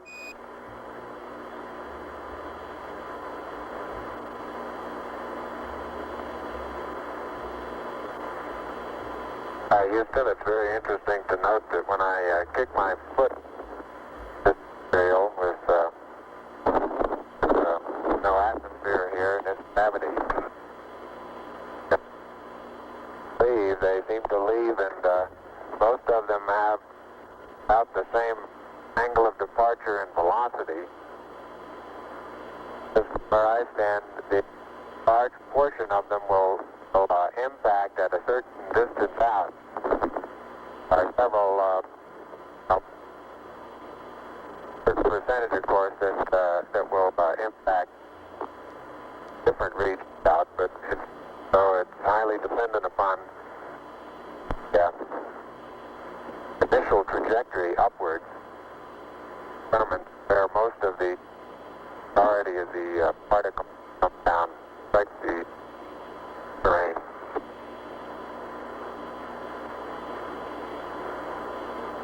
Roger, Buzz, and break, Columbia, this is Houston. When you track out of high gain antenna limits, request Omni Delta, over. Oh, man. I've noticed several times in going from the sunlight into the shadow that just as I go in, I catch an additional reflection off the LEM, along with the reflection off my face onto the visor, makes visibility very poor just at the transition sunlight into the shadow. I essentially have so much glare coming onto my visor, I'm under shadow until helmet actually gets shadow, and then it takes a short while for my eyes to adapt to lighting conditions. Inside the shadow area, visibility, as we've said before, is not too great, but both visors up.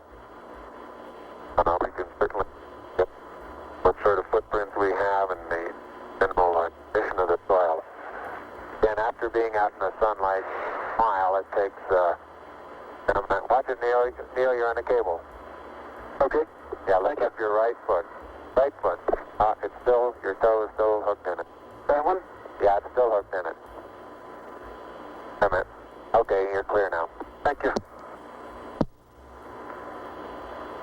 Now let's move that over this way. Neil Armstrong has the scoop for the bulk sample collection.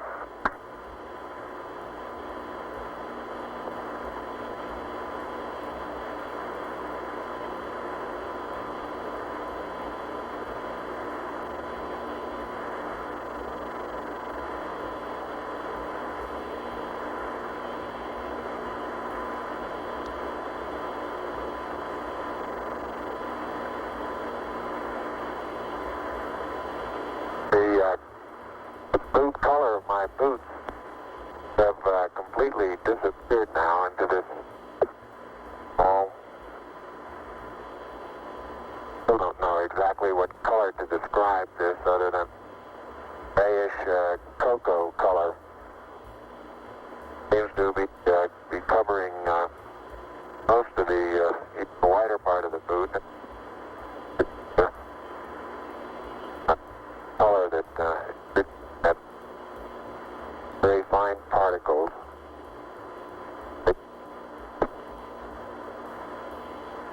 Buzz, this is Houston. You're cutting out on the end of your transmission. Can you speak a little more closely into your microphone, over? Roger, I'll try that. Beautiful. Well, I had that one inside my mouth that time. Sounded a little wet. A little wet.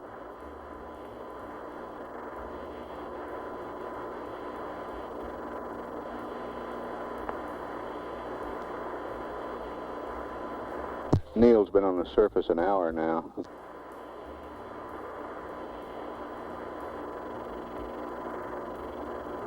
Buzz, not quite 20 minutes less than that.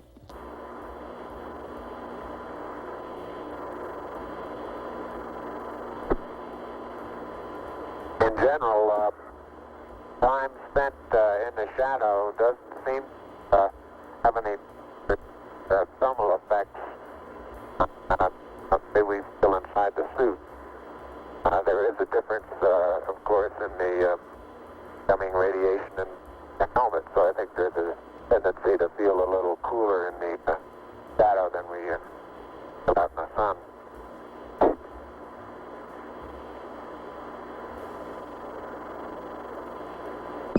Columbia, this is Houston, over. Columbia, this is Houston, over.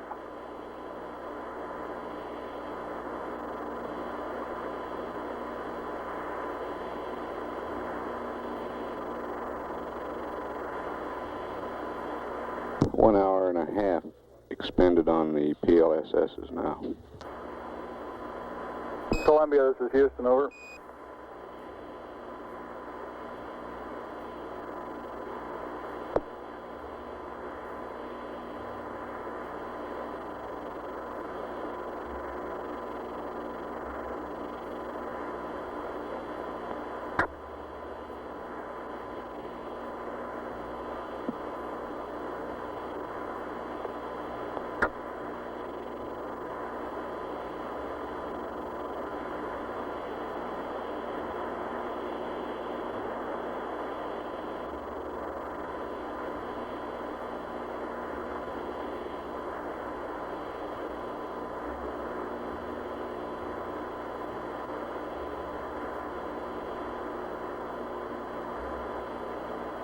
Columbia, this is Houston, over.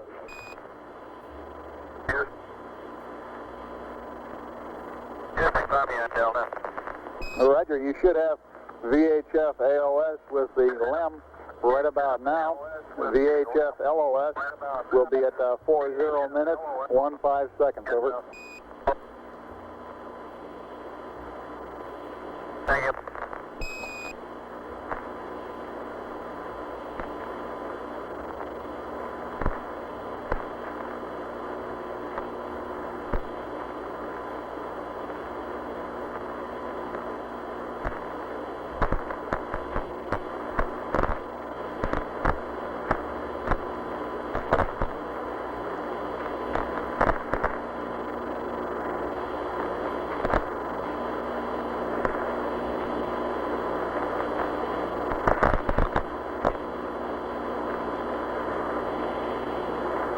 Heart rates on both crewmen averaging between 90 and 100.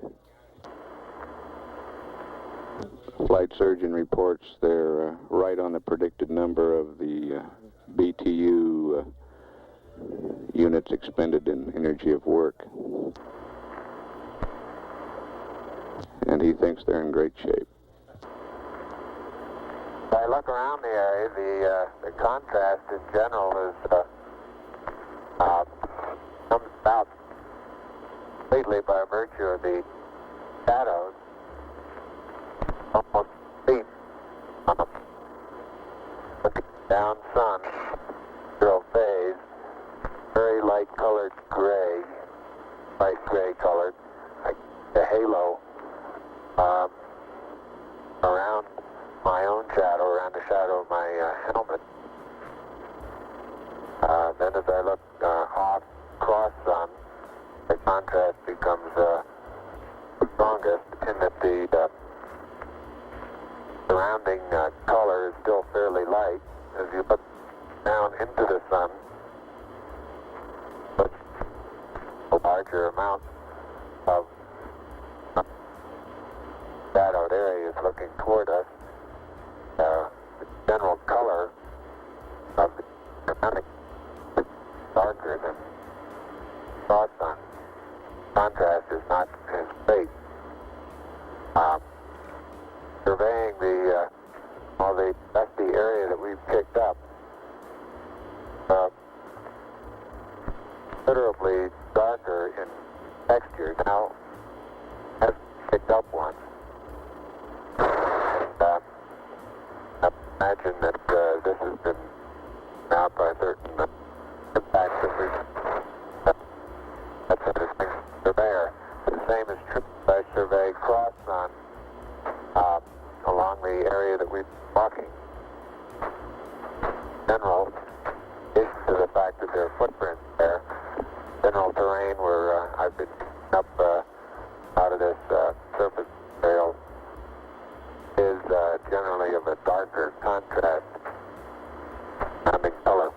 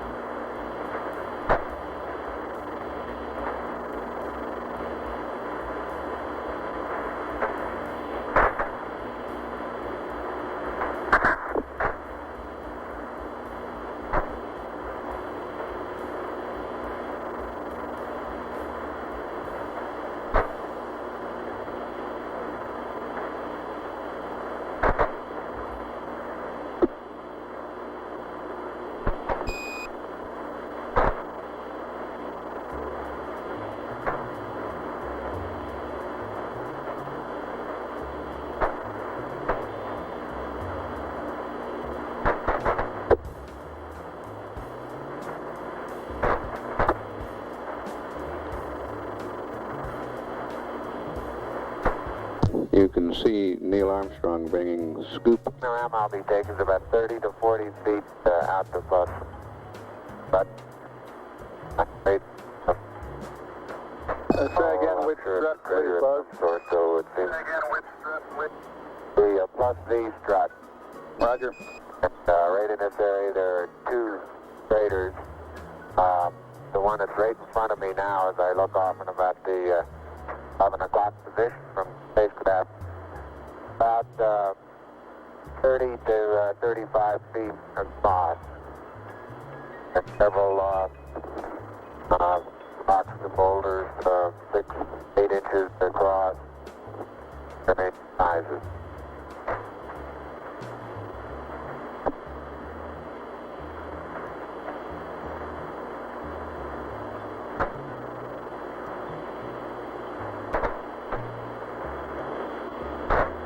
Neil is filling the bulk sample bag attached to a scale. You can see him in the picture. Buzz is behind the lamb at the minus Z strut.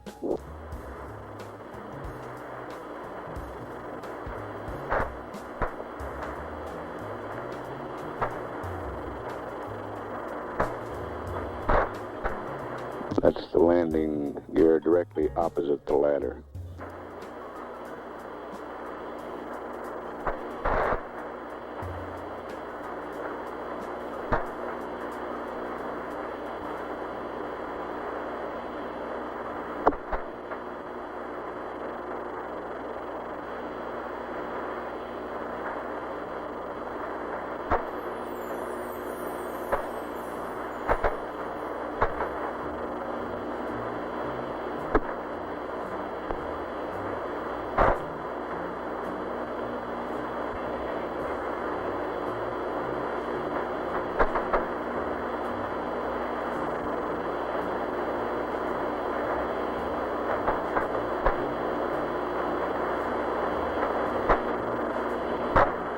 Neil's been on the surface about an hour and 10 minutes now.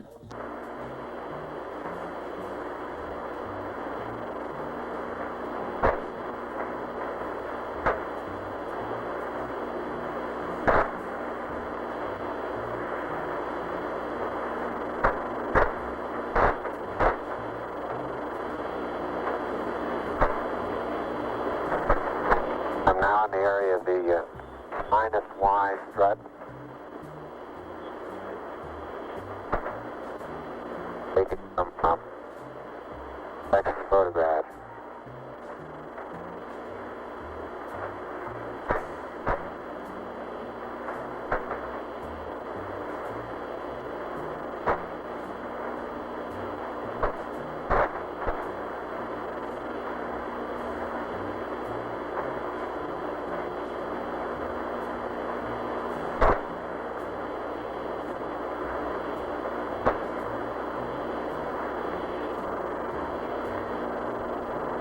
Buzz is making his way around the LAM, photographing it from various angles, looking at its condition on all sides.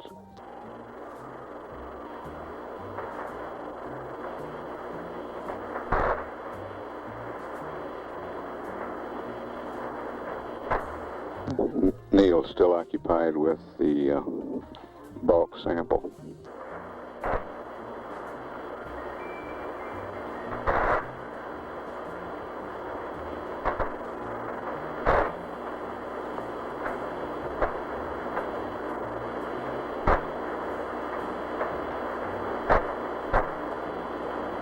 One hour, 40 minutes time expended on the PLSSs now.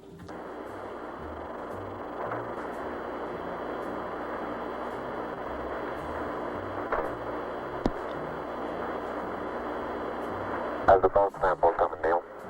Bulk sample is just being sealed.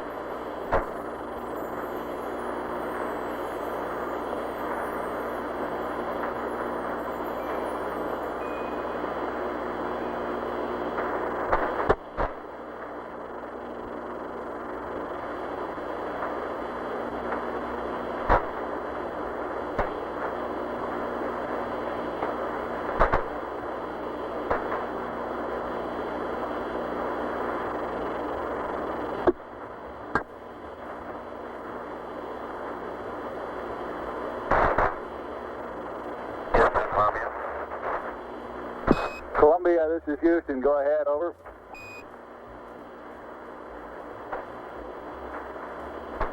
Roger, no marks on the left that time. I did see a suspiciously small white object moving forward and burn.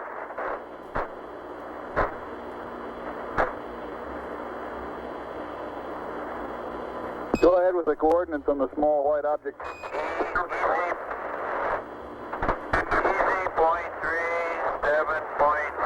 But I'm not sure the gentleman is right on the southwest rim of a crater.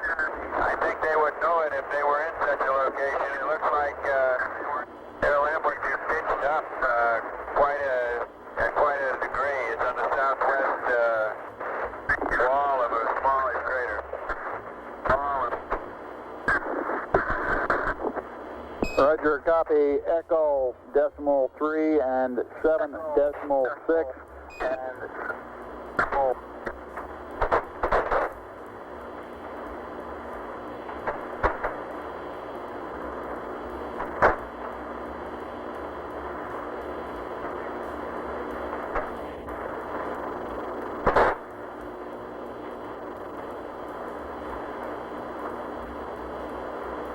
And Columbia, this is Houston. While I'm talking to you, LOS will be at 111 19er 31. AOS 112 05 43. Over.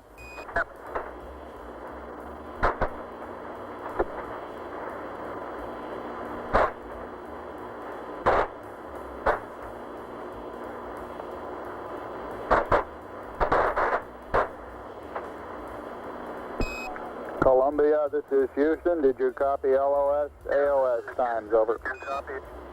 AOS. Negative, Houston. You're broken. Disregard him. I cut him off the flight plan. Roger, out.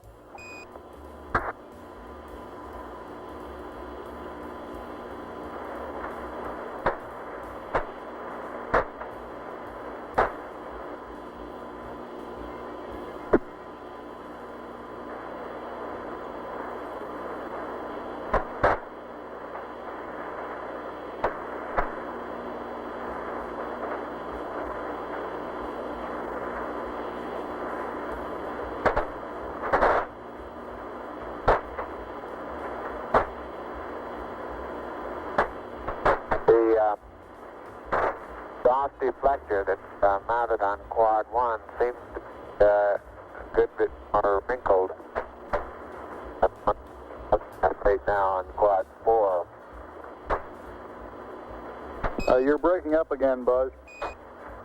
Breaking up again, Buzz.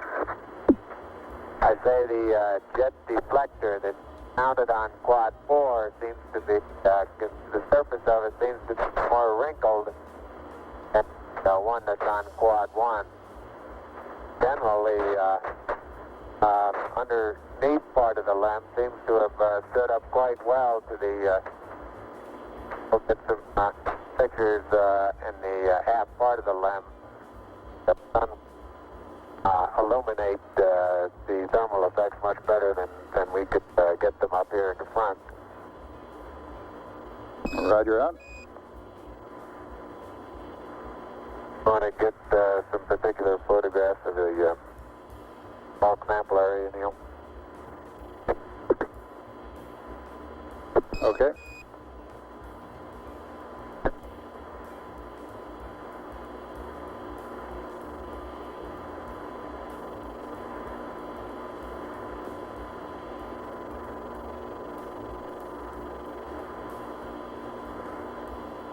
And Houston, Buzz here. I'm showing 3.78 SI.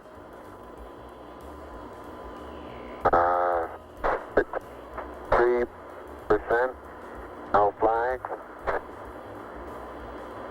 Adequate. Light warming fingers.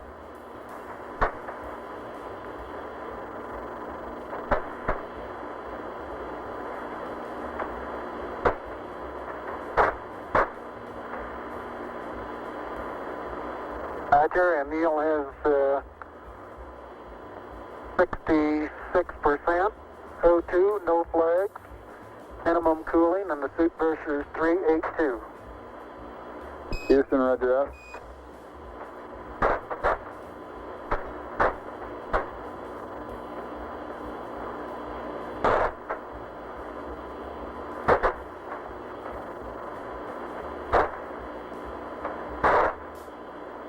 Neil has finished collecting and packing the bulk sample. Buzz, this is Houston. Have you removed the close-up camera from the mesa you had over?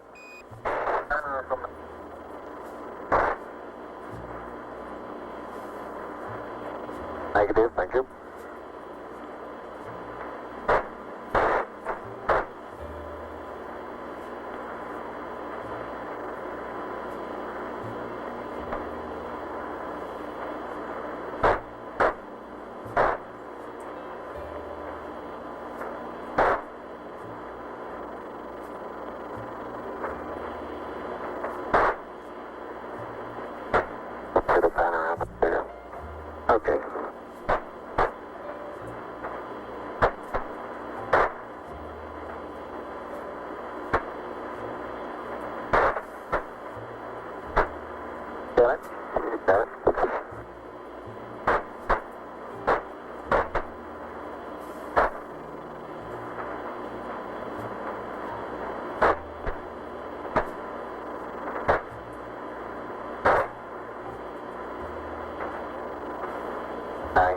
does our timeline appear to be going? Roger, it looks like you're about a half hour slow on it. We're working on consumables, over. All right.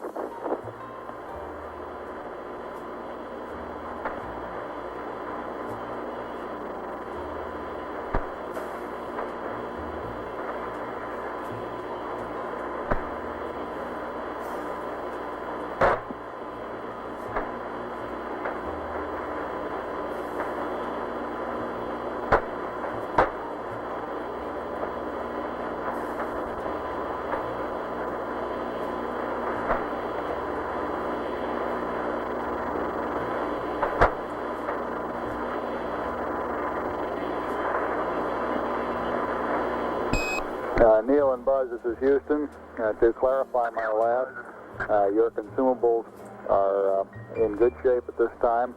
The 30-minute reference was with respect to the nominal timeline, over. Roger, I understand that.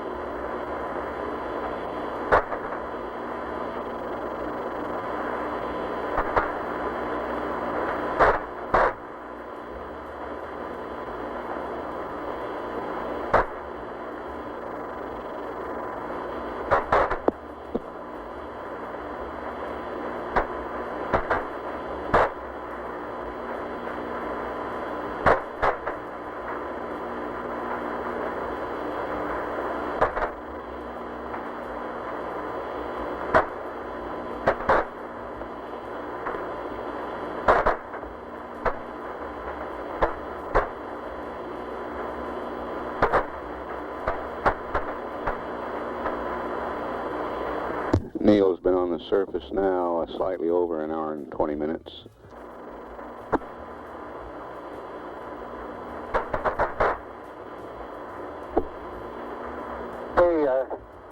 Don't note any abnormalities in the limb. Quads seem to be in good shape. The primary and secondary struts are in good shape. Antennas are all in place. There's no evidence of problem underneath the limb due to either the engine exhaust or drainage of any kind.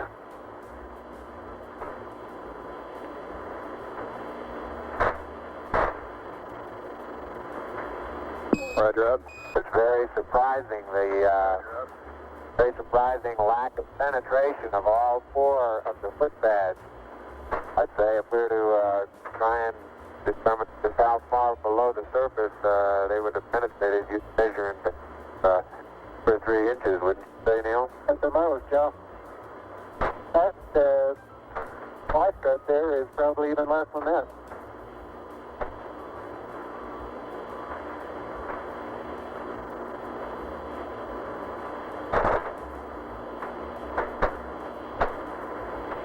All right, great job.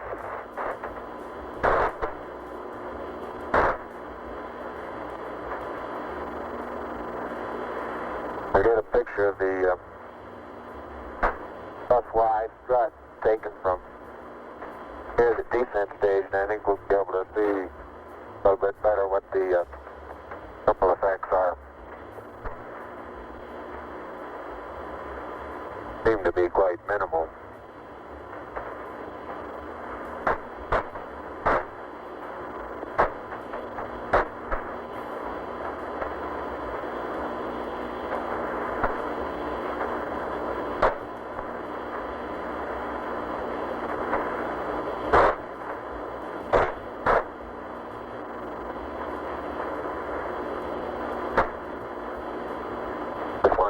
Taken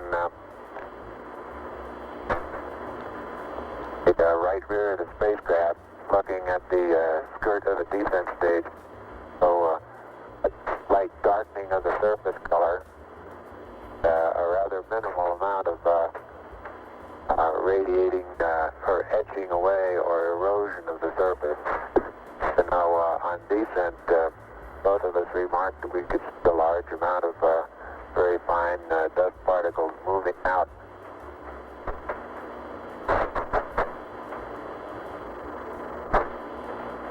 It was reported beforehand that we would probably see an outgassing from the surface after actual engine shutdown, but I recall I was unable to verify that.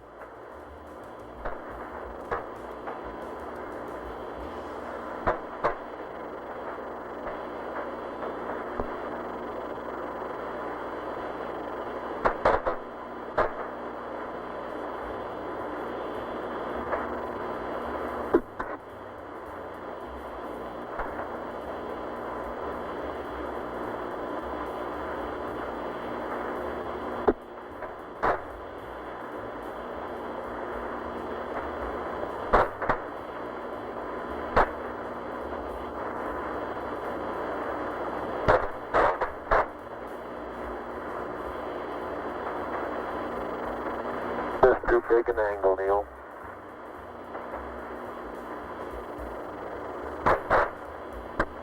Yep. I think you're right.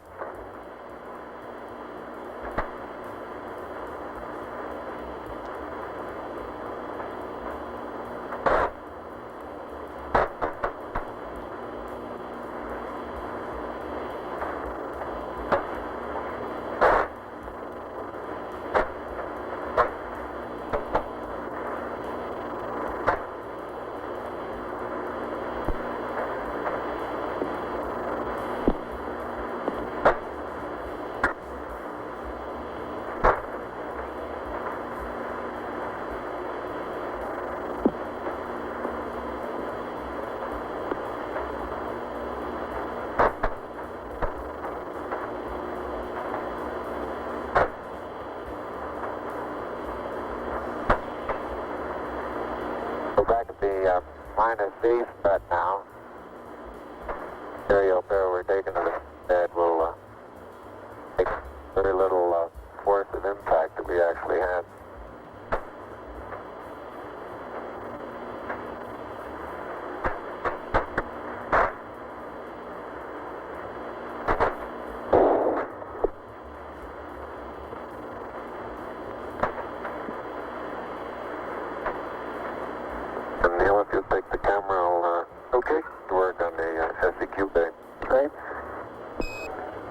Columbia, this is Houston. I noticed that.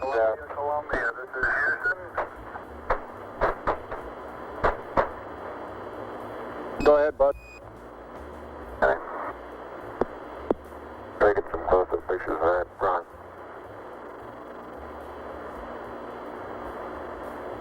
I was saying that Houston stop and take a photograph of something and then want to start moving again sideways. Quite a tendency to start doing it with just gradual sideways hops because you start getting momentum. Roger.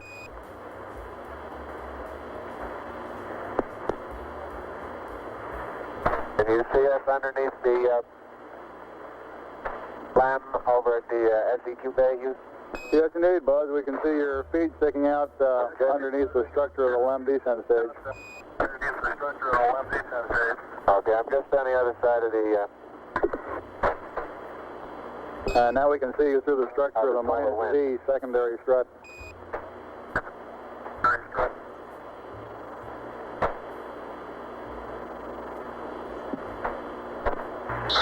The SEQ bay we don't necessarily contains but we're going to lose him scientific altogether. experiments to be left on the surface of the moon. The laser reflector. They're open, and it looks like they're going to stay up without any problem.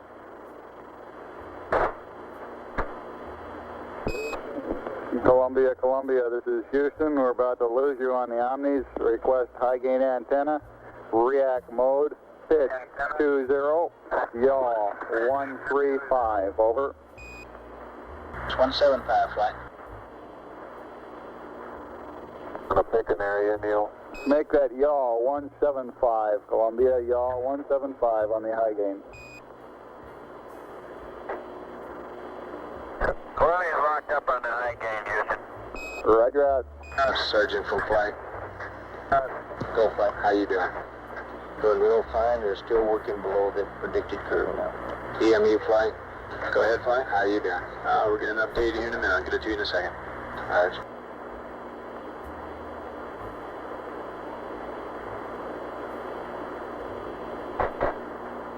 Flight econ. Surgeon says everything looks fine. Go ahead. Once again, our mixing valve has worked very nominally. Roger. You might tell Columbia that Capcom comes down. Okay.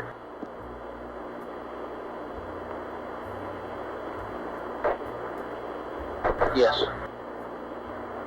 He can if he's watching it. He may not be watching it at the time.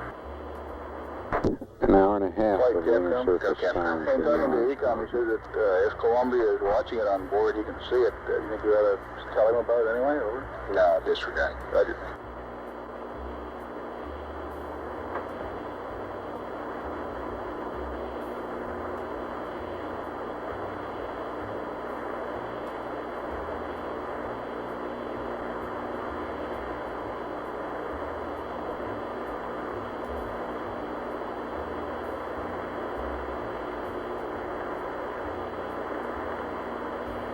Houston, the passive seismometer has been deployed manually. Roger.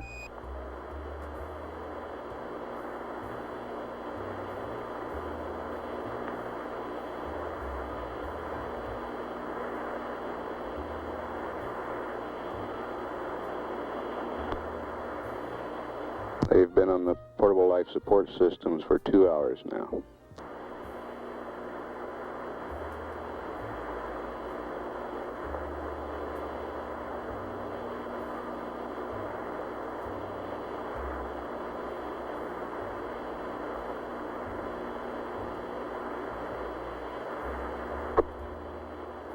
And the manual deployment of the LR cubed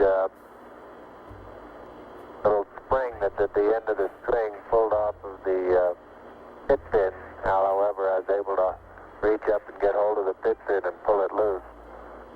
So it'll be deployed manually also. Roger.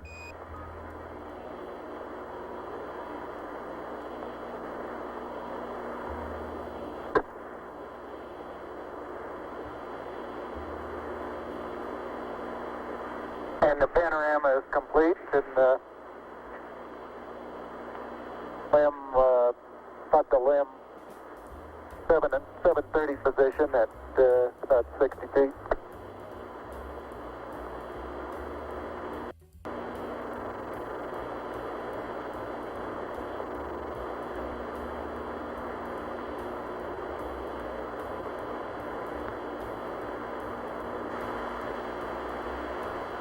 That's Neil Armstrong to the left of the screen.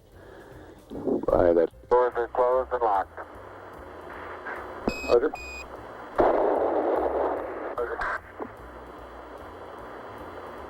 Have you got us a good area picked out? Well, I think right out on that rise out there is probably as good as any. FBO, meet guidance, Mufford Eye. Right over here. Let's probably stay on the high ground there and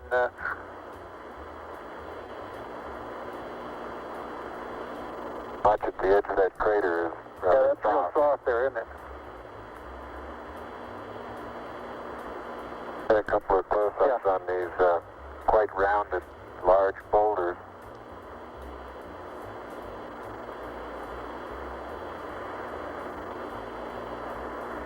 Buzz Aldrin coming into view on the right, carrying the two experiments. About 40 feet out. I'd say out to the end of that next... Well, it's going to be a little difficult to find a good level spot here. top of that next little ridge there. Wouldn't that be a pretty good place?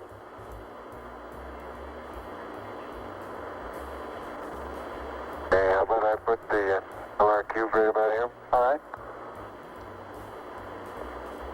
And, I'm going to have to get on the other side of this rock here.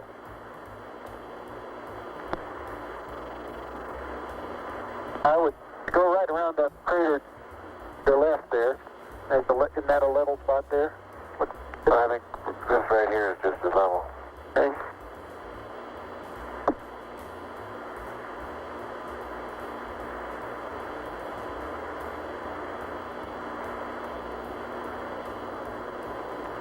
And they will be out of the camera's field of view while setting up these experiments.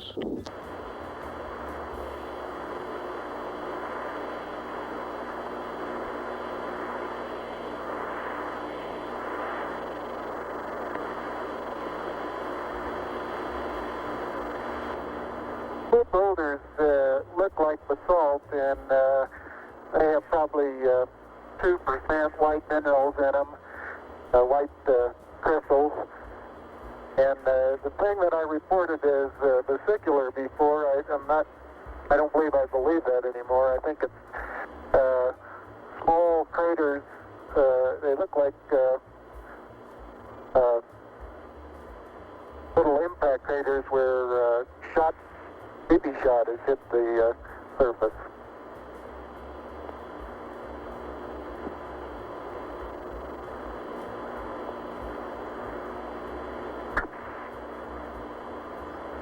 EMU flight. Bad flight? How you doing? Okay, it looks like we recovered a little bit. We've got about 15 minutes, and for the extension should be on the 240. Consumable-wise, how you counting the 240? Where'd you start? The clock up. Are you on the clock up front? Roger. That's the one that was started when he depressurized his watch. Depressurized the cabin, roger. We just keep slipping the activities back and projecting our profiles. And the current rate right now is around 15 minutes beyond 240. Okay, and you're going with that clock up there. That's firm.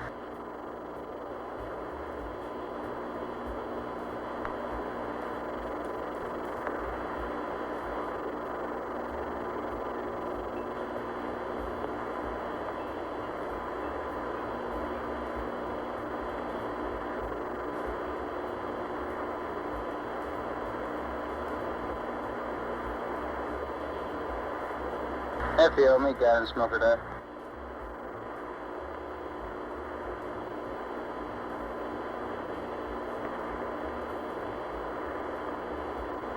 Hi, Houston, I have the seismic experiment flipped over now, and I'm aligning it with the sun. I'm having a little bit of difficulty getting the beep go in the center. Wants to move around and around on the outside. Find any spot, any hole. You're cutting out again, Buzz.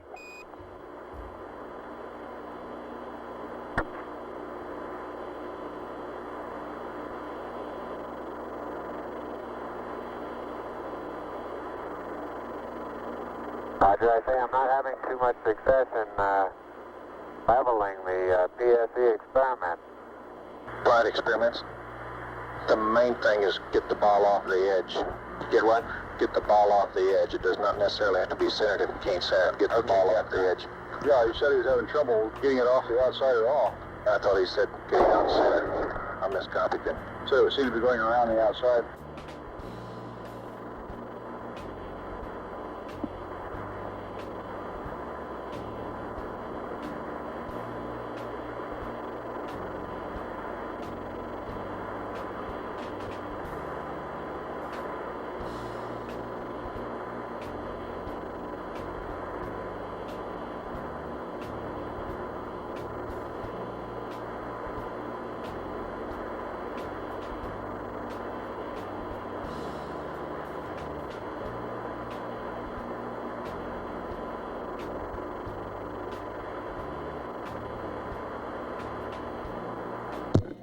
The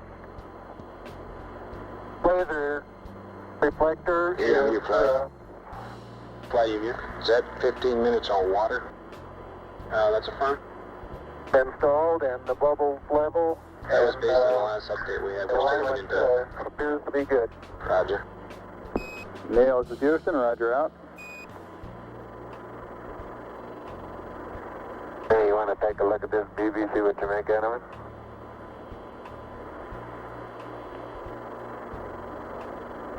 I found it pretty hard to get perfectly level, too. That baby likes the outside. It won't go on the inside. Flight experiments. I think I drowned him out. I think he just said it stays on the outside. Compass convex now instead of concave. I think you're right. I believe it is. Houston, I don't think there's any hope of using this leveling device to come up with an accurate level. It looks to me as though the cup here that the BB is in is now convex instead of concave, over. Let's have him not to fight it too long a flight. Let's press on. Forget it. Roger 11, press on. If you think it looks level by eyeball, go ahead. Okay.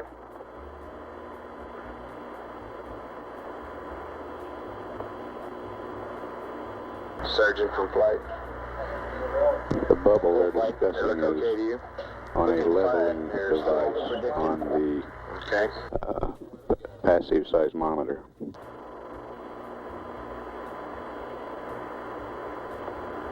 Our rates are still down at a comfortable level.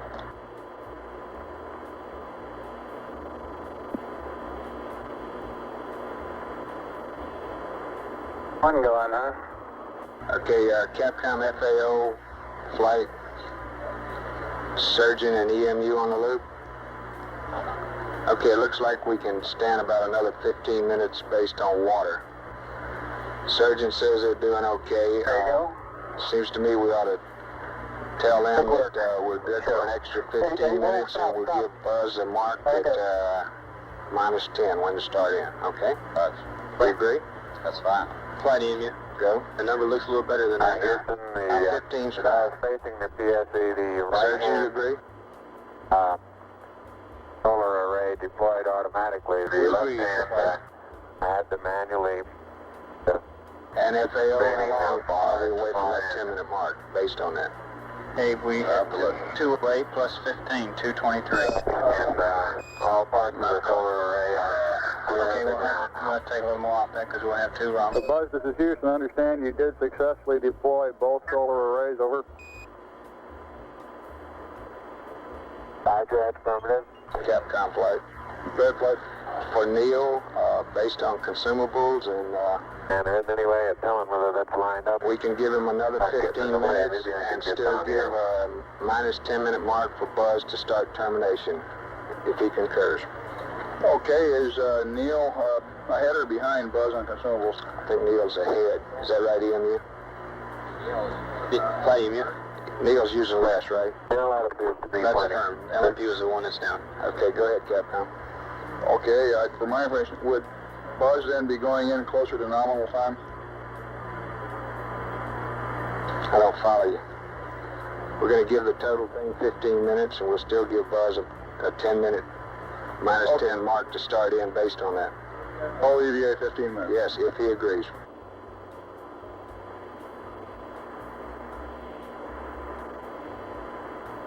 Neil, this is Houston, over.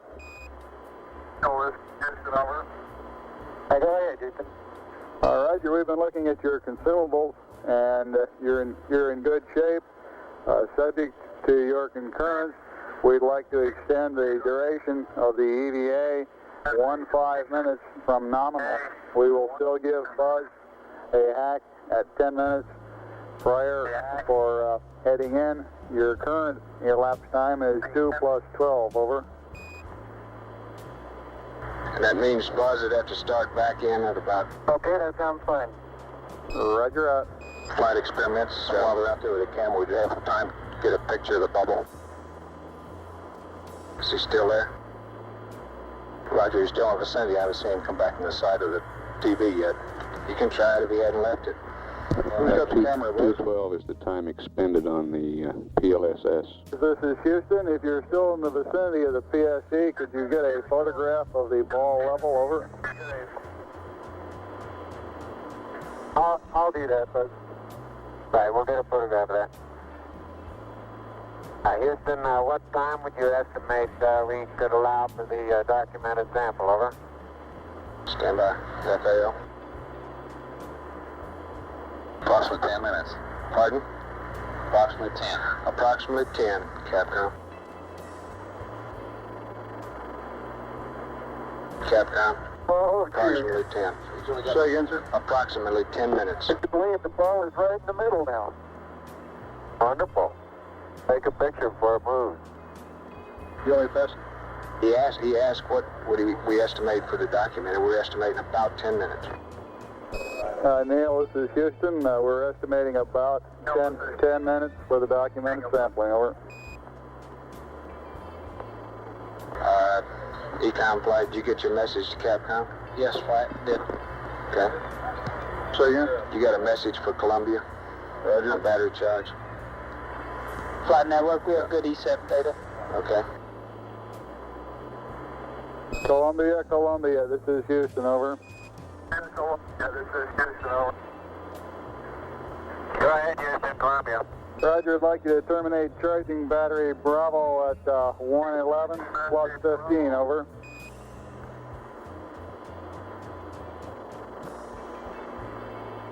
How about right now? Roger.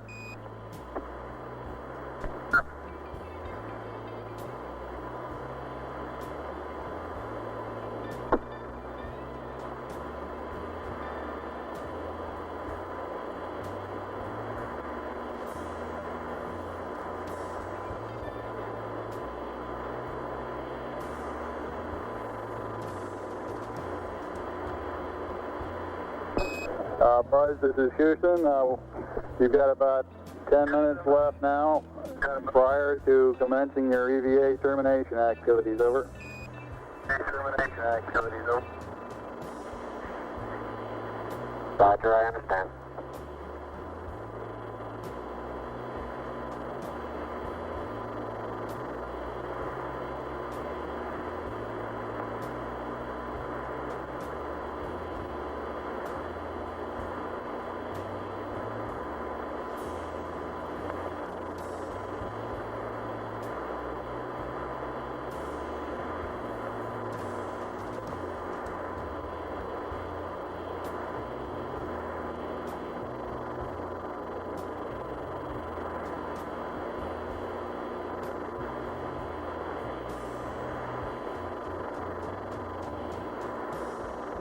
Flight experiments.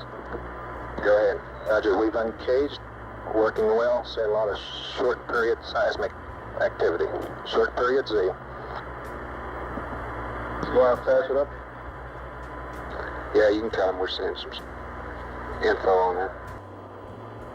Tranquility Base, this is Houston. The passive seismic experiment has been uncaged, and we're observing short period oscillations in it, over.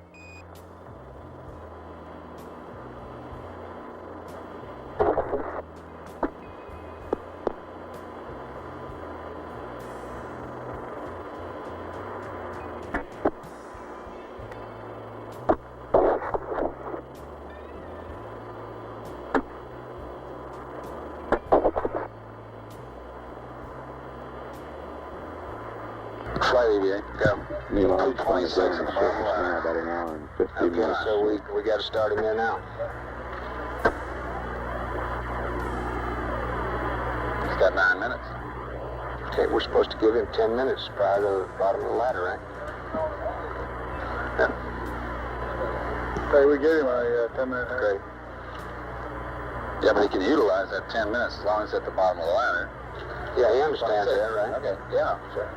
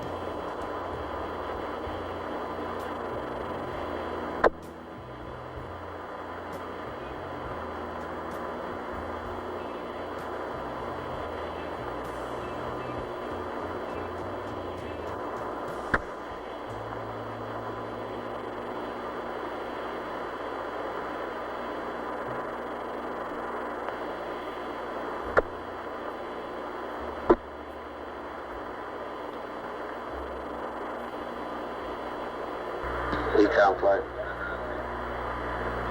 Flight Econ. Did you get the battery charge off? Yes, the battery charge was terminated and everything looks good for LOS flight. How about you, GMC? Everything looks good, flight. We're good. Roger. Telcom, how are you? We're looking good, flight. In the foreground, Buzz Aldrin is collecting a core tube sample.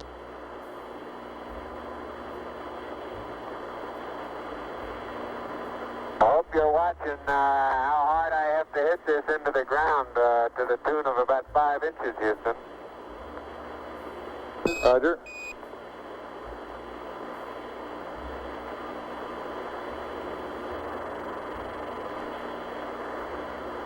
Experiments flight.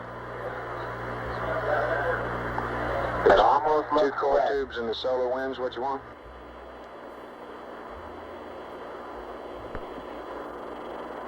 Experiments. Got it, sample.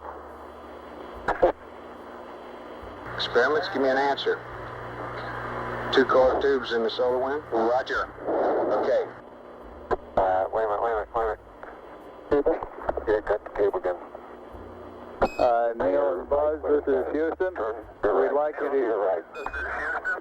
Turn to your right. That's it? Not quite. Neil, this is Houston. We'd like you all to get 2 core tubes and the solar wind experiment. 2 core tubes and the solar wind, over. Roger.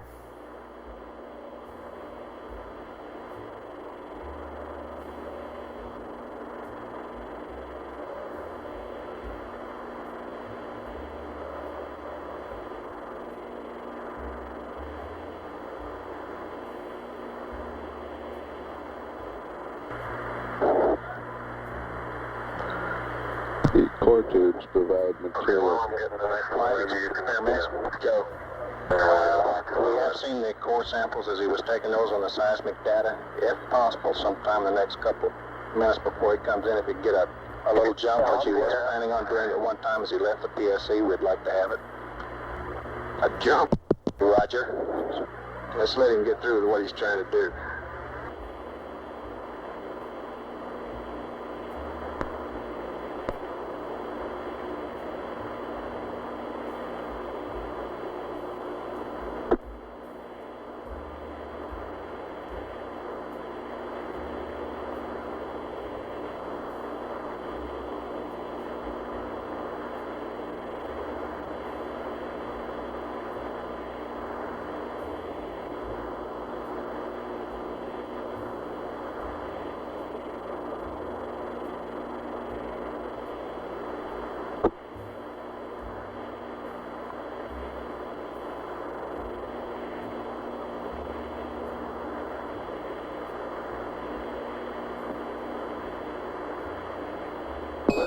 Buzz, this is Houston. You have approximately 3 minutes until you must commence your EVA termination activities, over. Roger, understand.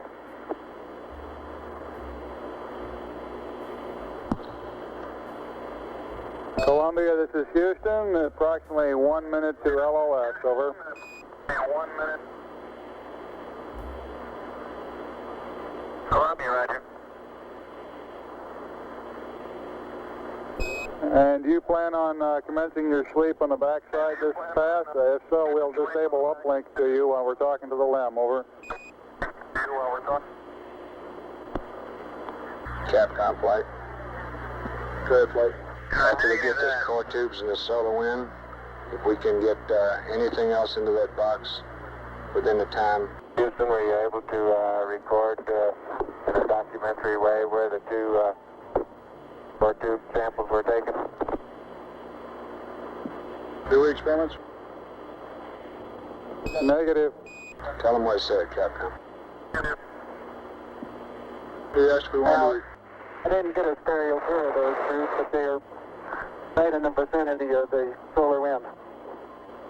to. You said anything else they can get in the box. That's right.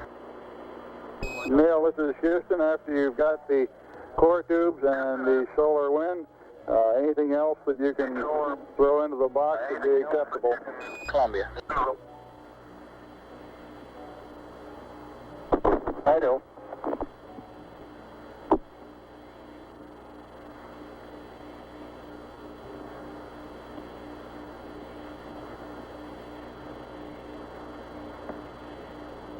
Cap was right. I got the cap. Got the cap? They both got caps on around. Okay. And you want to pick up some stuff and I'll get these receptacles? Throw the solar wind in. EMU flight. Go ahead, flight. How you doing?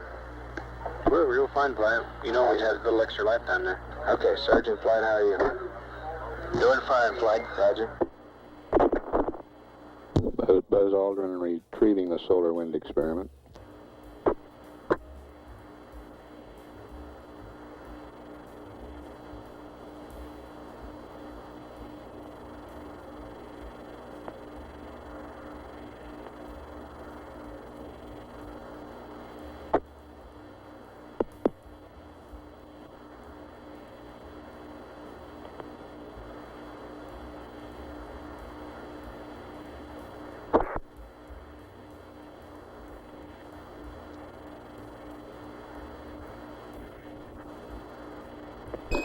Buzz, this is Houston. It's about time for you to start your EVA closeout activities.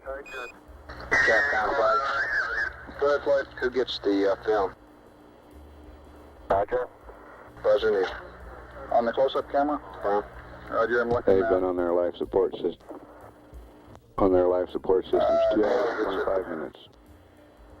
How about film magazine?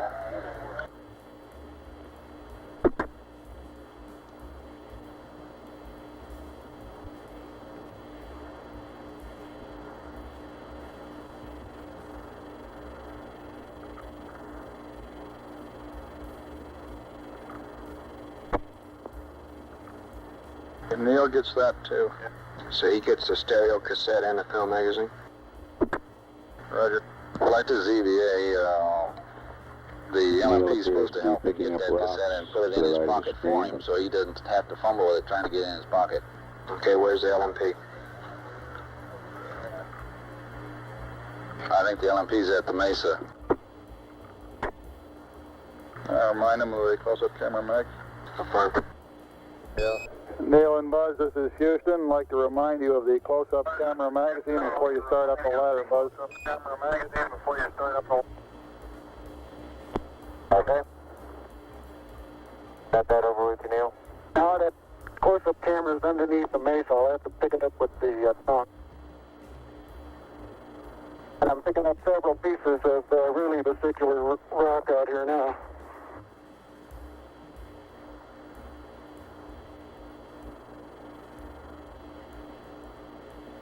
You didn't get anything in those environmental samples, did you? Not yet.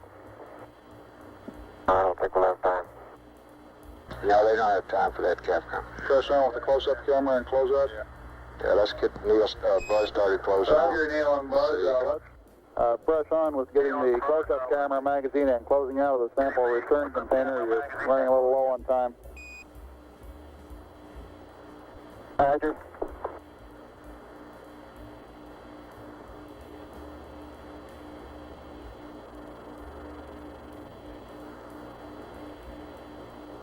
We want to keep a good margin in those portable life support systems.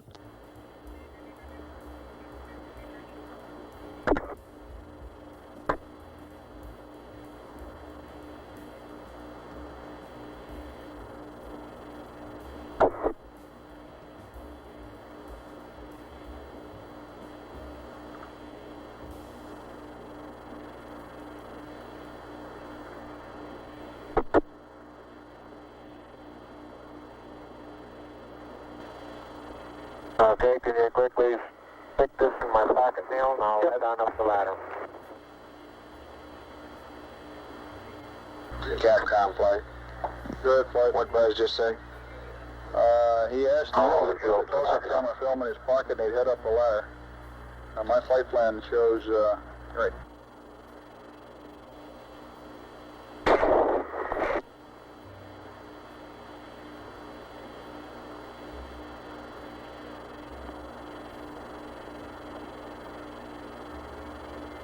Around there, Phil. Just hold it. right there. Okay, let the pocket go. Stop phone. Got it. Okay. Adios, amigos. Hey.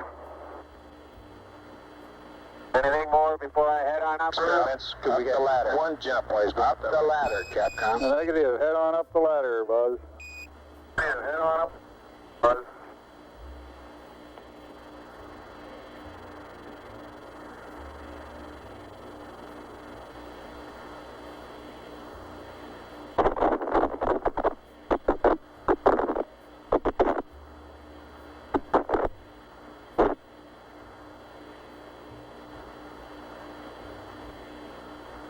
That white dot right above the horizon on the right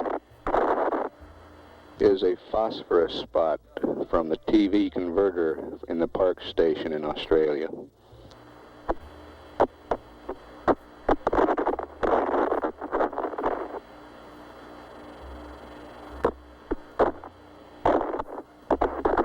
EMU flight. Go ahead. Okay.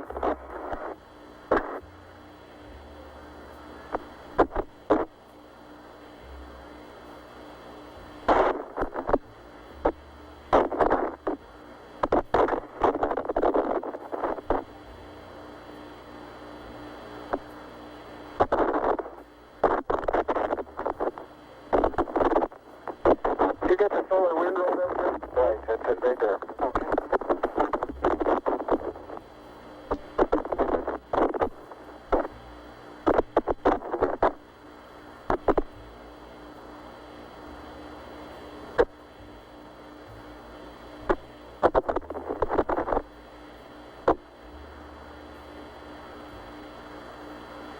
I think you can reach this hut that's hanging over here. You might entertain the idea of sending up the second one that way. Okay.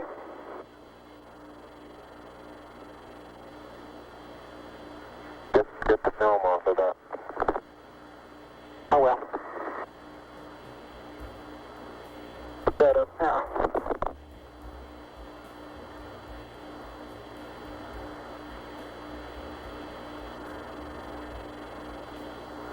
Okay, I'm heading on in. Okay. And I'll get the LEC already. Star Fox. Telcom, control flight. Go flight, watch your switches and circuit breakers now. Roger.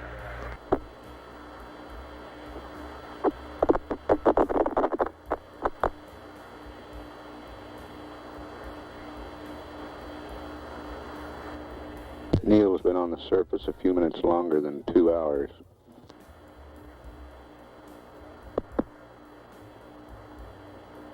Buzz, approximately 20 minutes less than that. Neil, this is Houston. Did the Hasselblad magazine go up on that sample return container also? Sample return container also. I've got the Hasselblad magazine hooked to the SRC now, yeah. Roger.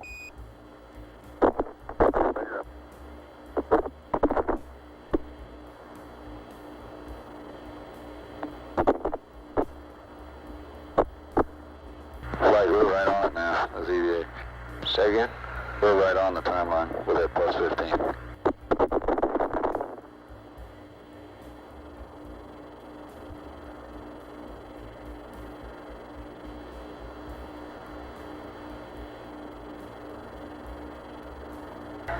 Ecom GNC flight. Flight Ecom? Okay, well, Mike's on the backside now. Let's get everything in order. How you doing, Buzz? Configuration for sleep on the CSM.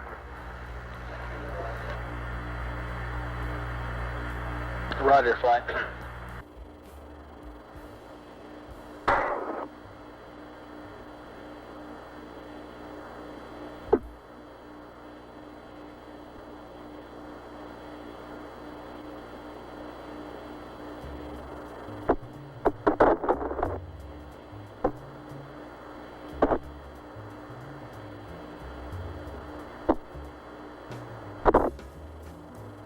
Ready to send up the LEC?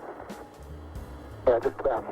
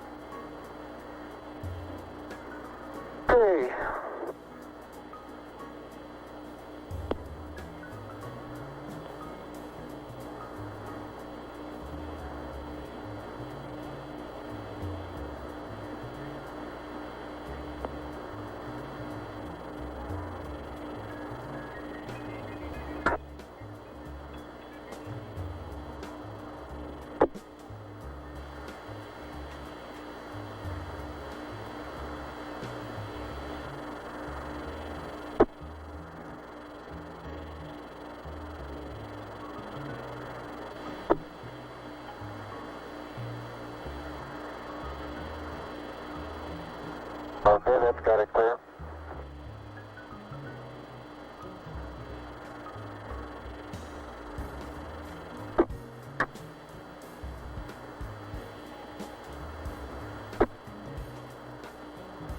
Transferring the sample containers into the LIN cabin now. Uh-oh. Camera came off. I mean, the film pack came off.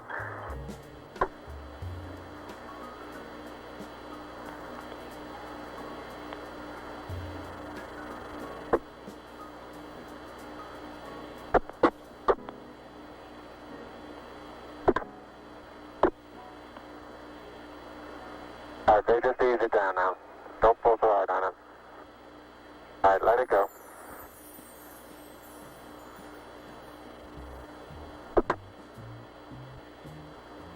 Flight surgeon. Go, surgeon. Okay, we feel like it's CDR. Oh, you're getting that. I'm going to get this camera. Heart rate here for a sufficient period of time. We ought to ask him to slow down and rest. You want an EMU check? Okay. Yes, sir. This one's Capcom no problem. flight. Let's get an EMU check on the commander. Neil, this is Houston. Request an EMU check over. Houston, EMU check over. Roger, got 3.8.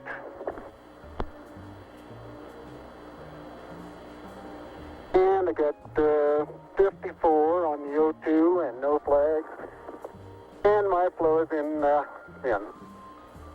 Flight experiments. Go. Lick observatory dig. Get a return on the laser. Roger.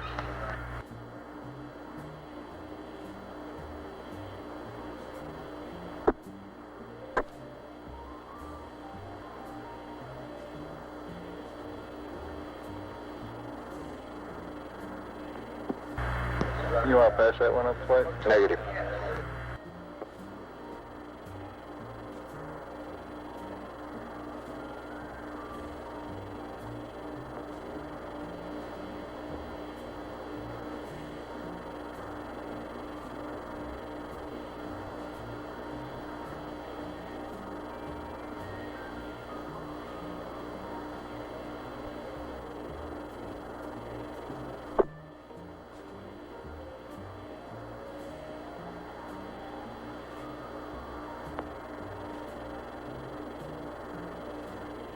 The Lick Observatory in California reports a Capcom flight. return on the laser. Good, Flight.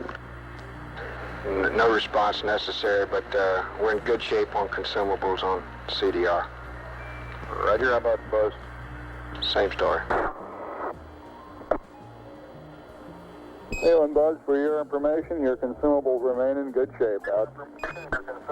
In good shape. Roger. That's coming, Neil.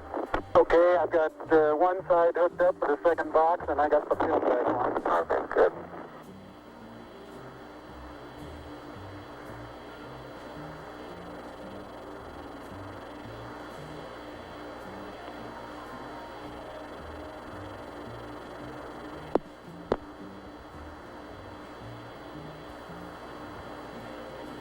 Why, that film from on the LEC is kind of falling all over me while I'm doing this.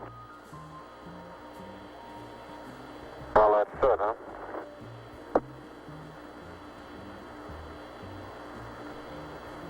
It looks like down here.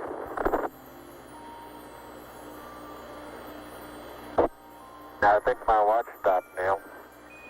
Hit it.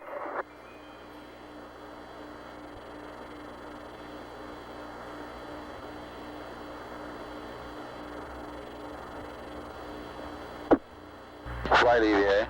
Go. We haven't heard anything about Buzz doing anything about this sequence camera up in the spacecraft. I don't know whether it's worth mentioning or not, but it might be. He needs to put a new mag on and get some pictures of the LEC operation. I don't know if he is or not. Okay, if you can just kind of hold it, but I think I can do the pulling. Okay. Stand by a minute. Let me move back.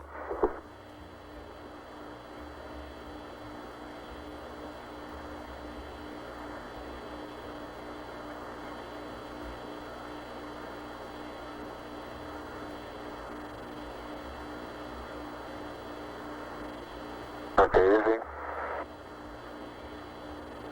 All right, easy on the hatch now.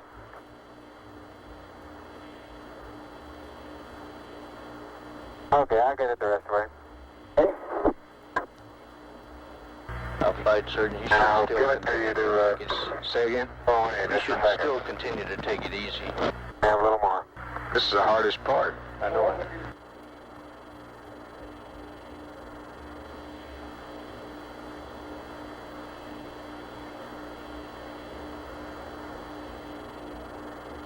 Two hours, 40 minutes on the PLSSs.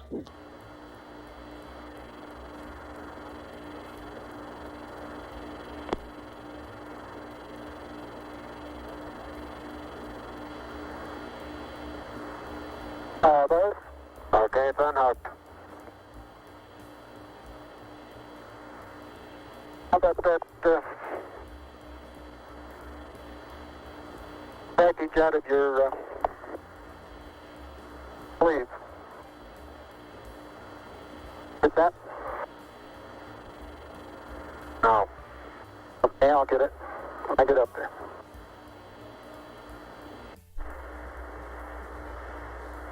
Ready now? Yes, sir.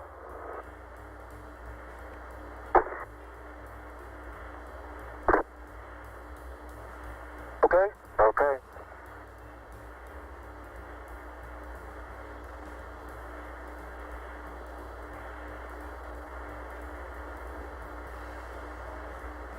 Flight EVA, if they drop that mag, they ought to get it. Did they get that mag, Capcom? Neil, this is Houston. Did you get the Hasselblad magazine? Yes, I did. Thank you. And we got about, I'd say 20 pounds of carefully selected, if not documented, samples. Houston, roger. Well done. Out. In the second box.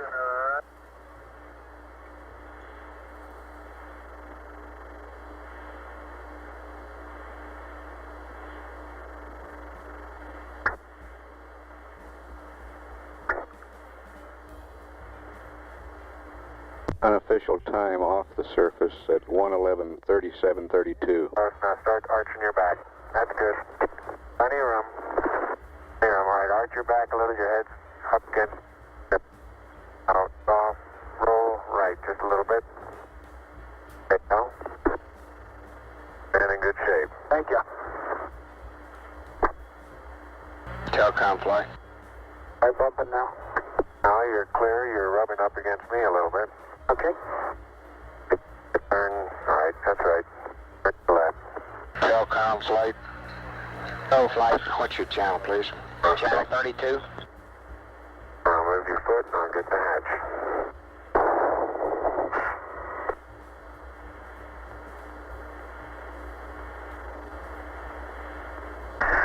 Okay.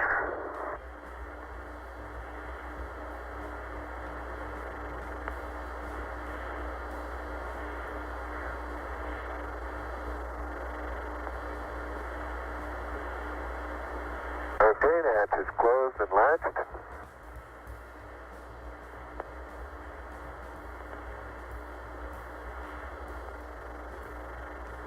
And verified secure. Okay. Is flush ready? Yeah, that's what I'm looking for.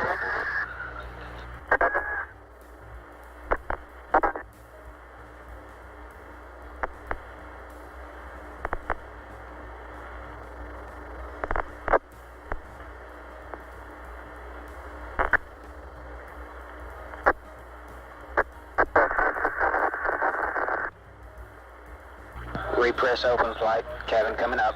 Roger.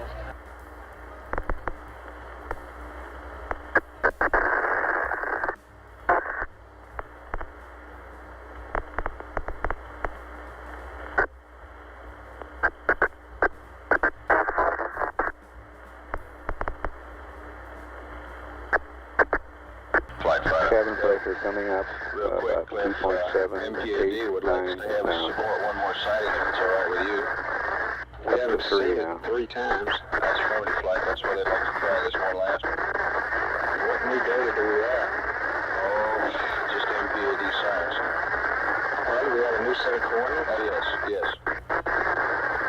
4 And what we'd like to PSI. do is uplink the state up to Columbia as soon as he pokes around the hill and reading this data. Please think one more time. Hey, he's supposed to be getting some sleep in here somewhere. No, not yet, Captain. FAO flight. Go flying. Check your flight plan for Columbia from this point on, will you? You show the cabin is That's right. 4.8. Our flight plan for at this point on, Columbia goes to sleep the same time the limb guys do. That's what I thought. That's right. Flight telecom cabin pressure is up. Roger. We're running about an hour later than this flight Roger. plan. Okay, Fido flight, get all your data together. We'll try it one more time. Roger, thank you, flight. FAO, will you get the information together? Roger, flying. GNC flight? Flight GNC. We okay on consumables or on propellant? That's affirmative, flight. Okay.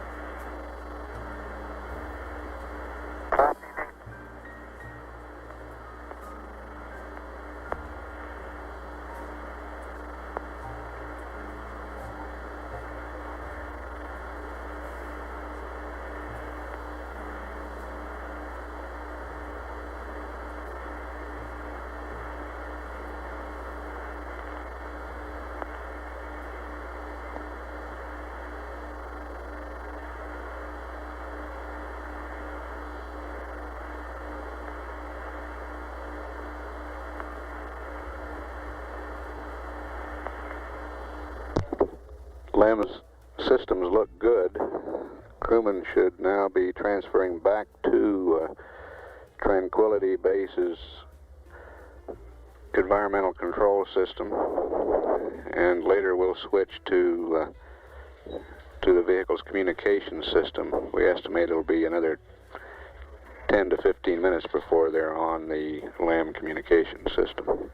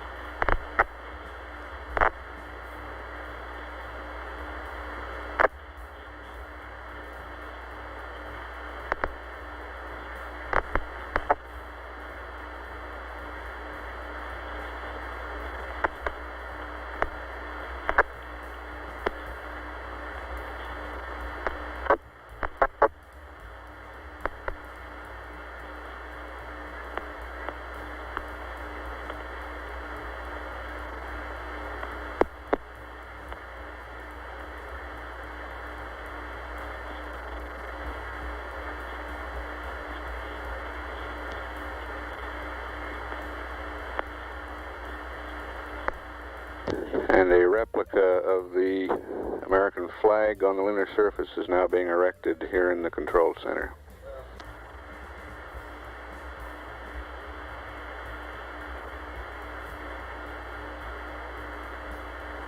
And a replica of the plaque on Tranquility Base has been hung on the wall.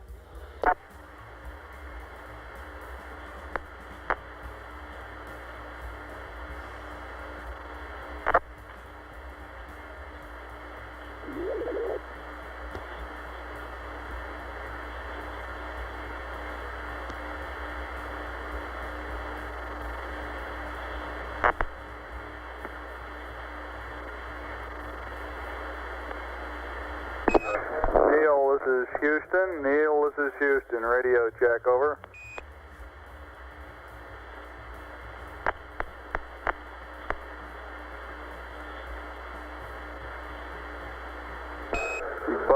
Buzz, this is Houston. Radio check, over.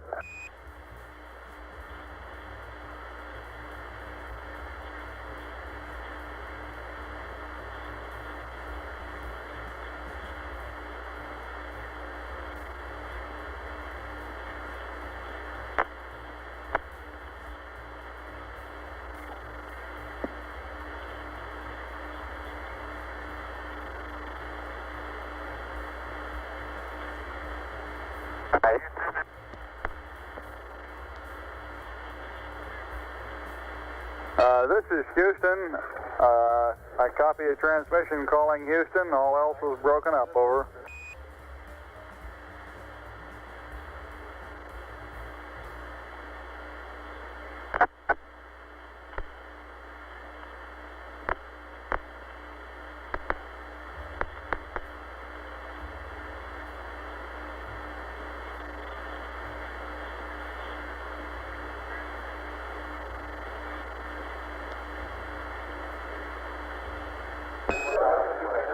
Neil, this is Houston. If you read, we suggest you unstow 1+ antenna so we can have communications, over.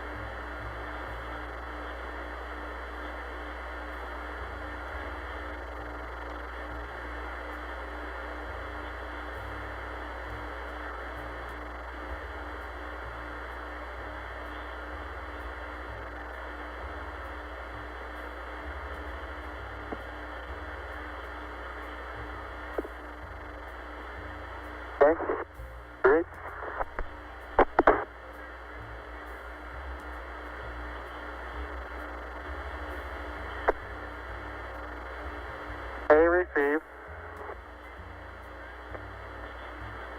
B off. Neil, this is Houston. We seem to be reading you now. How do you read us, over? ICS, push to dog. Relay.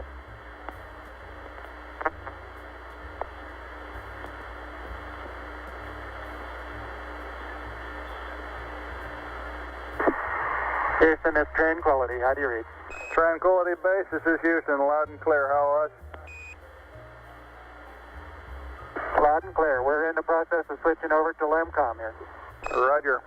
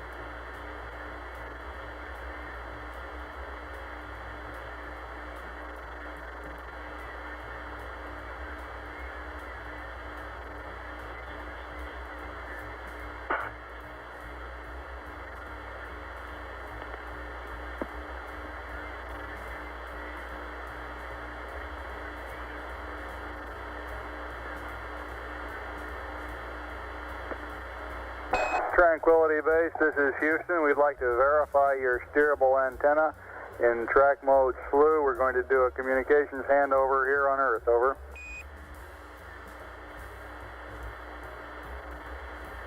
Roger, that's affirmative. We're in track mode, so. Roger out.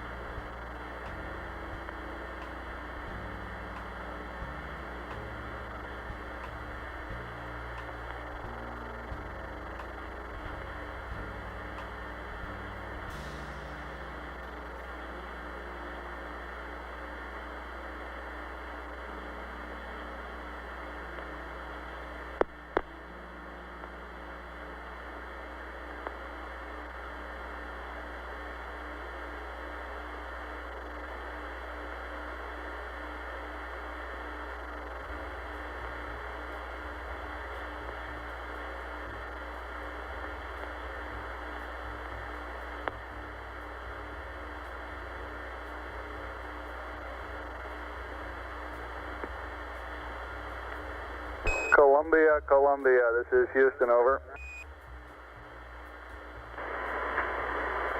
Roger, Columbia on Seat Charlie, how do you read? Roger, Columbia, this is Houston, reading you loud and clear on Omni Charlie. The crew of Tranquility Base is back inside their base, repressurized. They're in the process of doffing the Pluses. Everything went beautifully. Over.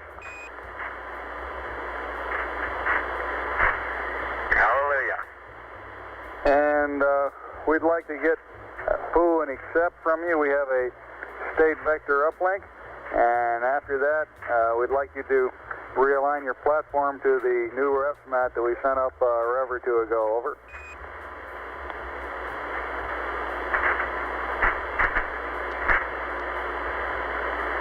All right, understand. You want a option 1, do option 1.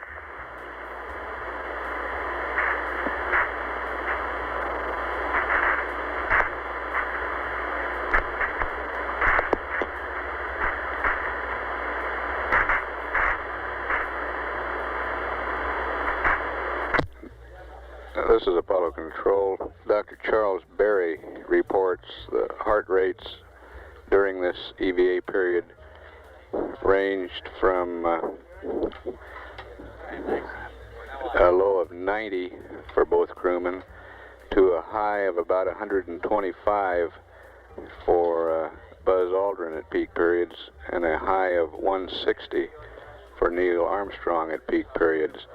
That top reading coming during the time he was transferring the rock boxes into the LEM.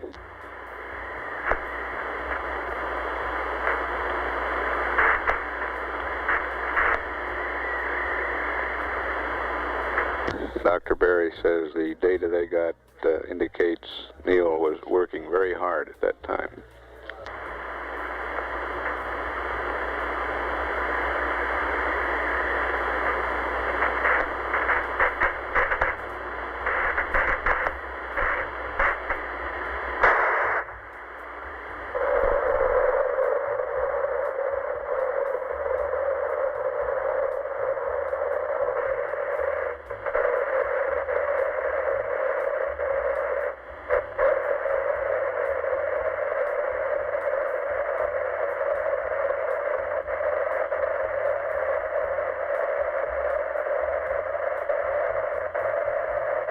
Columbia, this is Houston. We're going to uplink you a new state vector, and then we'll send the refs mat up again because sending the state vector up will wipe out the one that you have on board, and then you can do a P-52 option 1, over.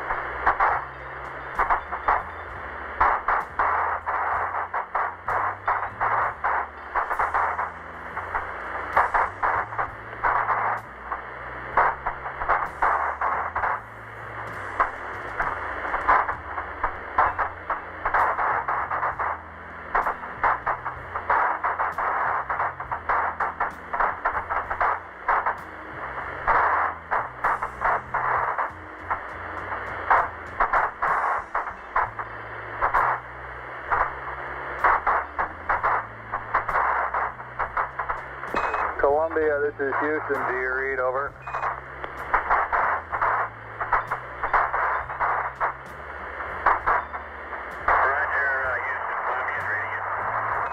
Okay, Columbia, we've completed the uplink. The computer is yours. You can go to block. However, we'd like you to hold off on the P-52 option 1 align until after you pass landing site 2.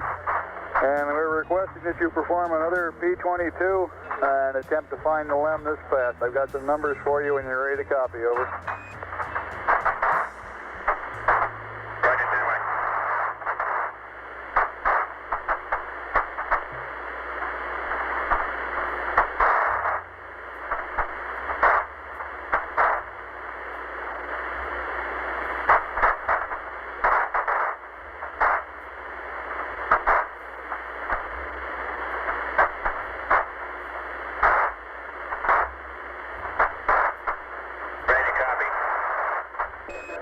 Roger, Columbia, P-22. Landmark ID is Lunar Module. Make that Tranquility Base. T1 112 2508.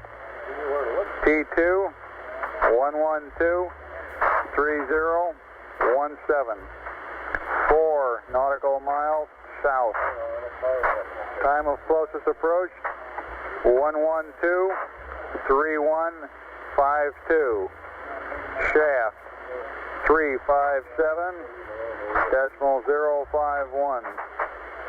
Trunnion 047.432. Roll 0. Pitch 250. Yaw 0. Read back. Over.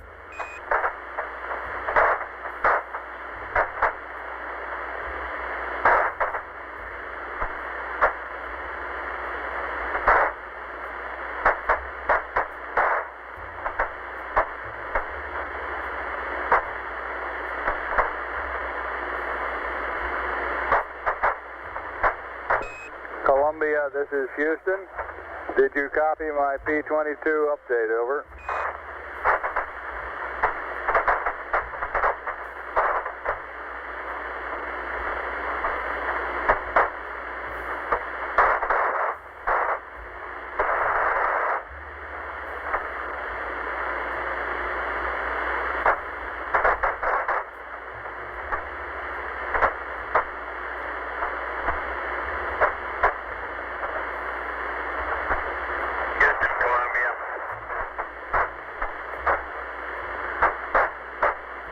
Columbia, this is Houston. Did you copy my P-22 pad?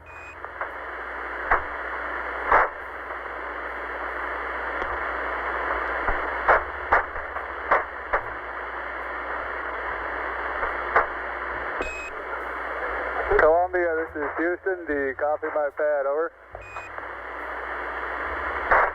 Negative, Bruce. Just give me the latitude, longitude over 2, altitude, and the grid squares. Never mind the other, you're broken up. Stand by.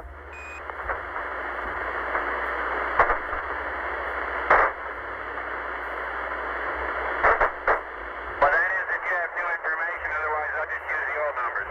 No, wait a minute. We've got new information. Okay.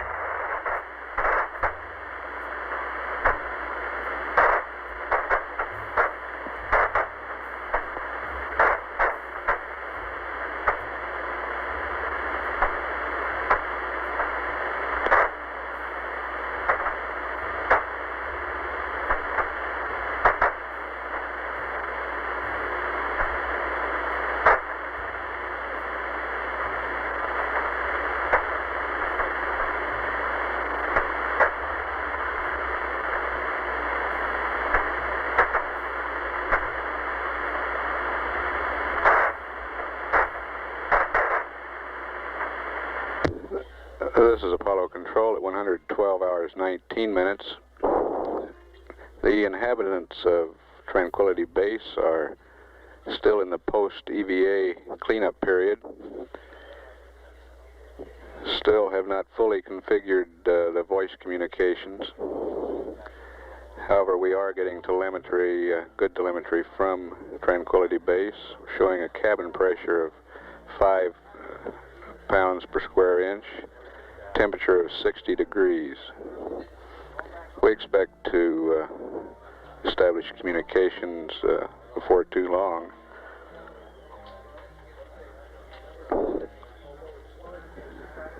During this period, the crew is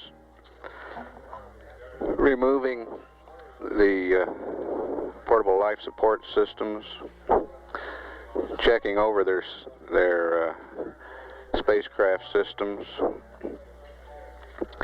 getting ready for jettisoning equipment from Tranquility Base. The cabin will be depressurized before too long, and equipment will be jettisoned onto the lunar surface. Tranquility Base, this is Houston. Can you give us some idea of how you're progressing on the splits, doffing, and preparation for depress? Roger, Houston, Tranquility Base. We're in the process of using up what film we have, and I'm just getting ready to change the primary ECS canister over. Roger, Tranquility. We'd like to hold off as long as possible on the lithium hydroxide canister. Make that one of the last things you do in getting ready for the depress if you can, over. Roger, we're planning on doing that. I'm just wondering how much longer we want to wait, though. We've probably got another half an hour's worth of picture taken, and I guess we could run through an heat cycle and then change the canister and then depress, over. Roger, that sounds fine to us. Well, it'll be a little crowded in here for a while. Oh, we don't mind a bit.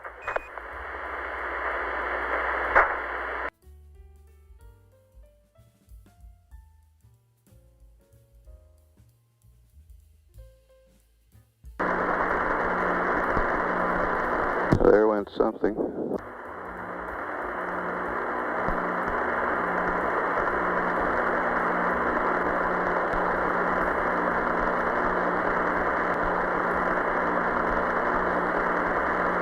Looked like a portable life support system.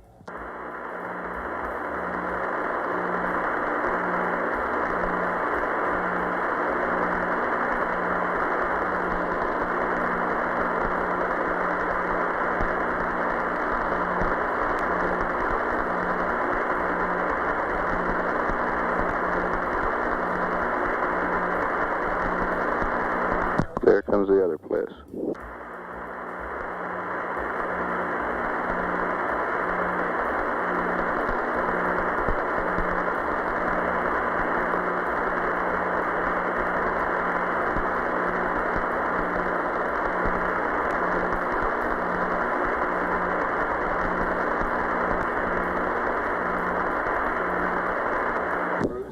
The experiments console reports the seismometer recorded both the impacts of those portable life support systems.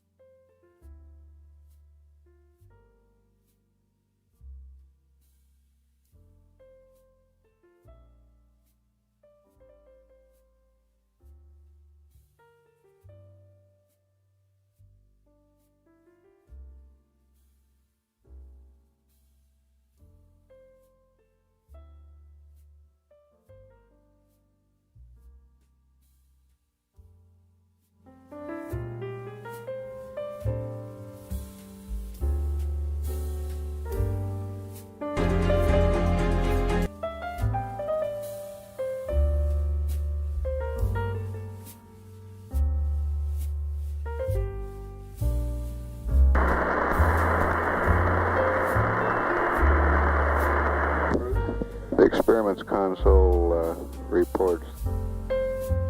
Se ve clarito. Se ven claro las expulsiones de gas. Las expulsiones de gases se ven clarísimas acá. Vamos para atrás.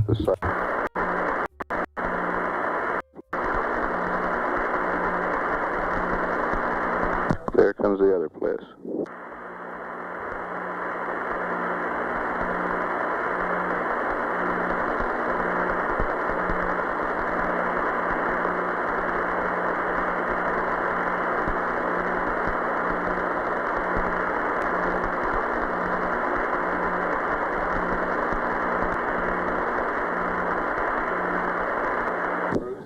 The experiments console reports the seismometer recorded both the impacts of those portable life support systems. Sismómetro reporta el impacto en el momento del aterrizaje, dicen, ¿no?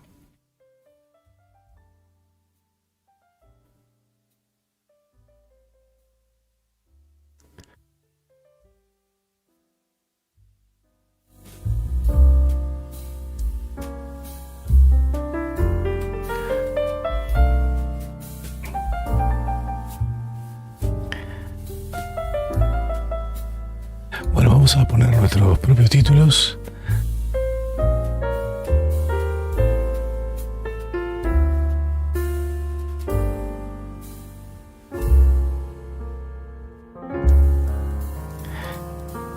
Muchísimas gracias a todos.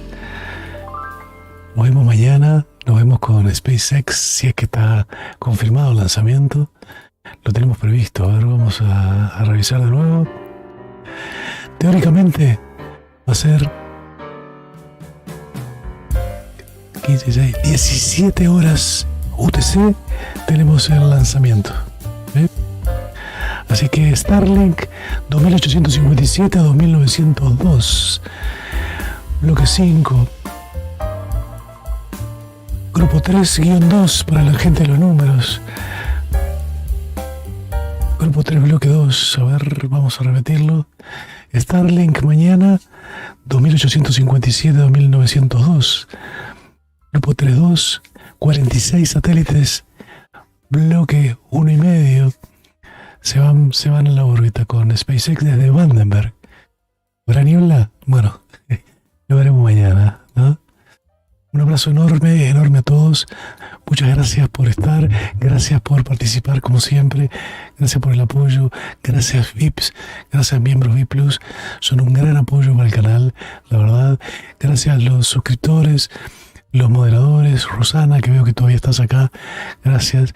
Javier, ni que hablar, gracias por estar, gracias. No quiero dejar de nombrar a nadie, pero bueno, voy a nombrar los últimos. Adrián Marcelo Ferecín, es el último que veo. Oscar Pérez, sigo para arriba. Nico Ron. Bueno, hubo muchísima gente que ya se fueron a España también, que estuvo mucha gente hasta tarde, es tardísimo, ¿no? Nos vemos. Scotty, por favor, transpórtame, tengo la cena. Un abrazo, chao, hasta mañana.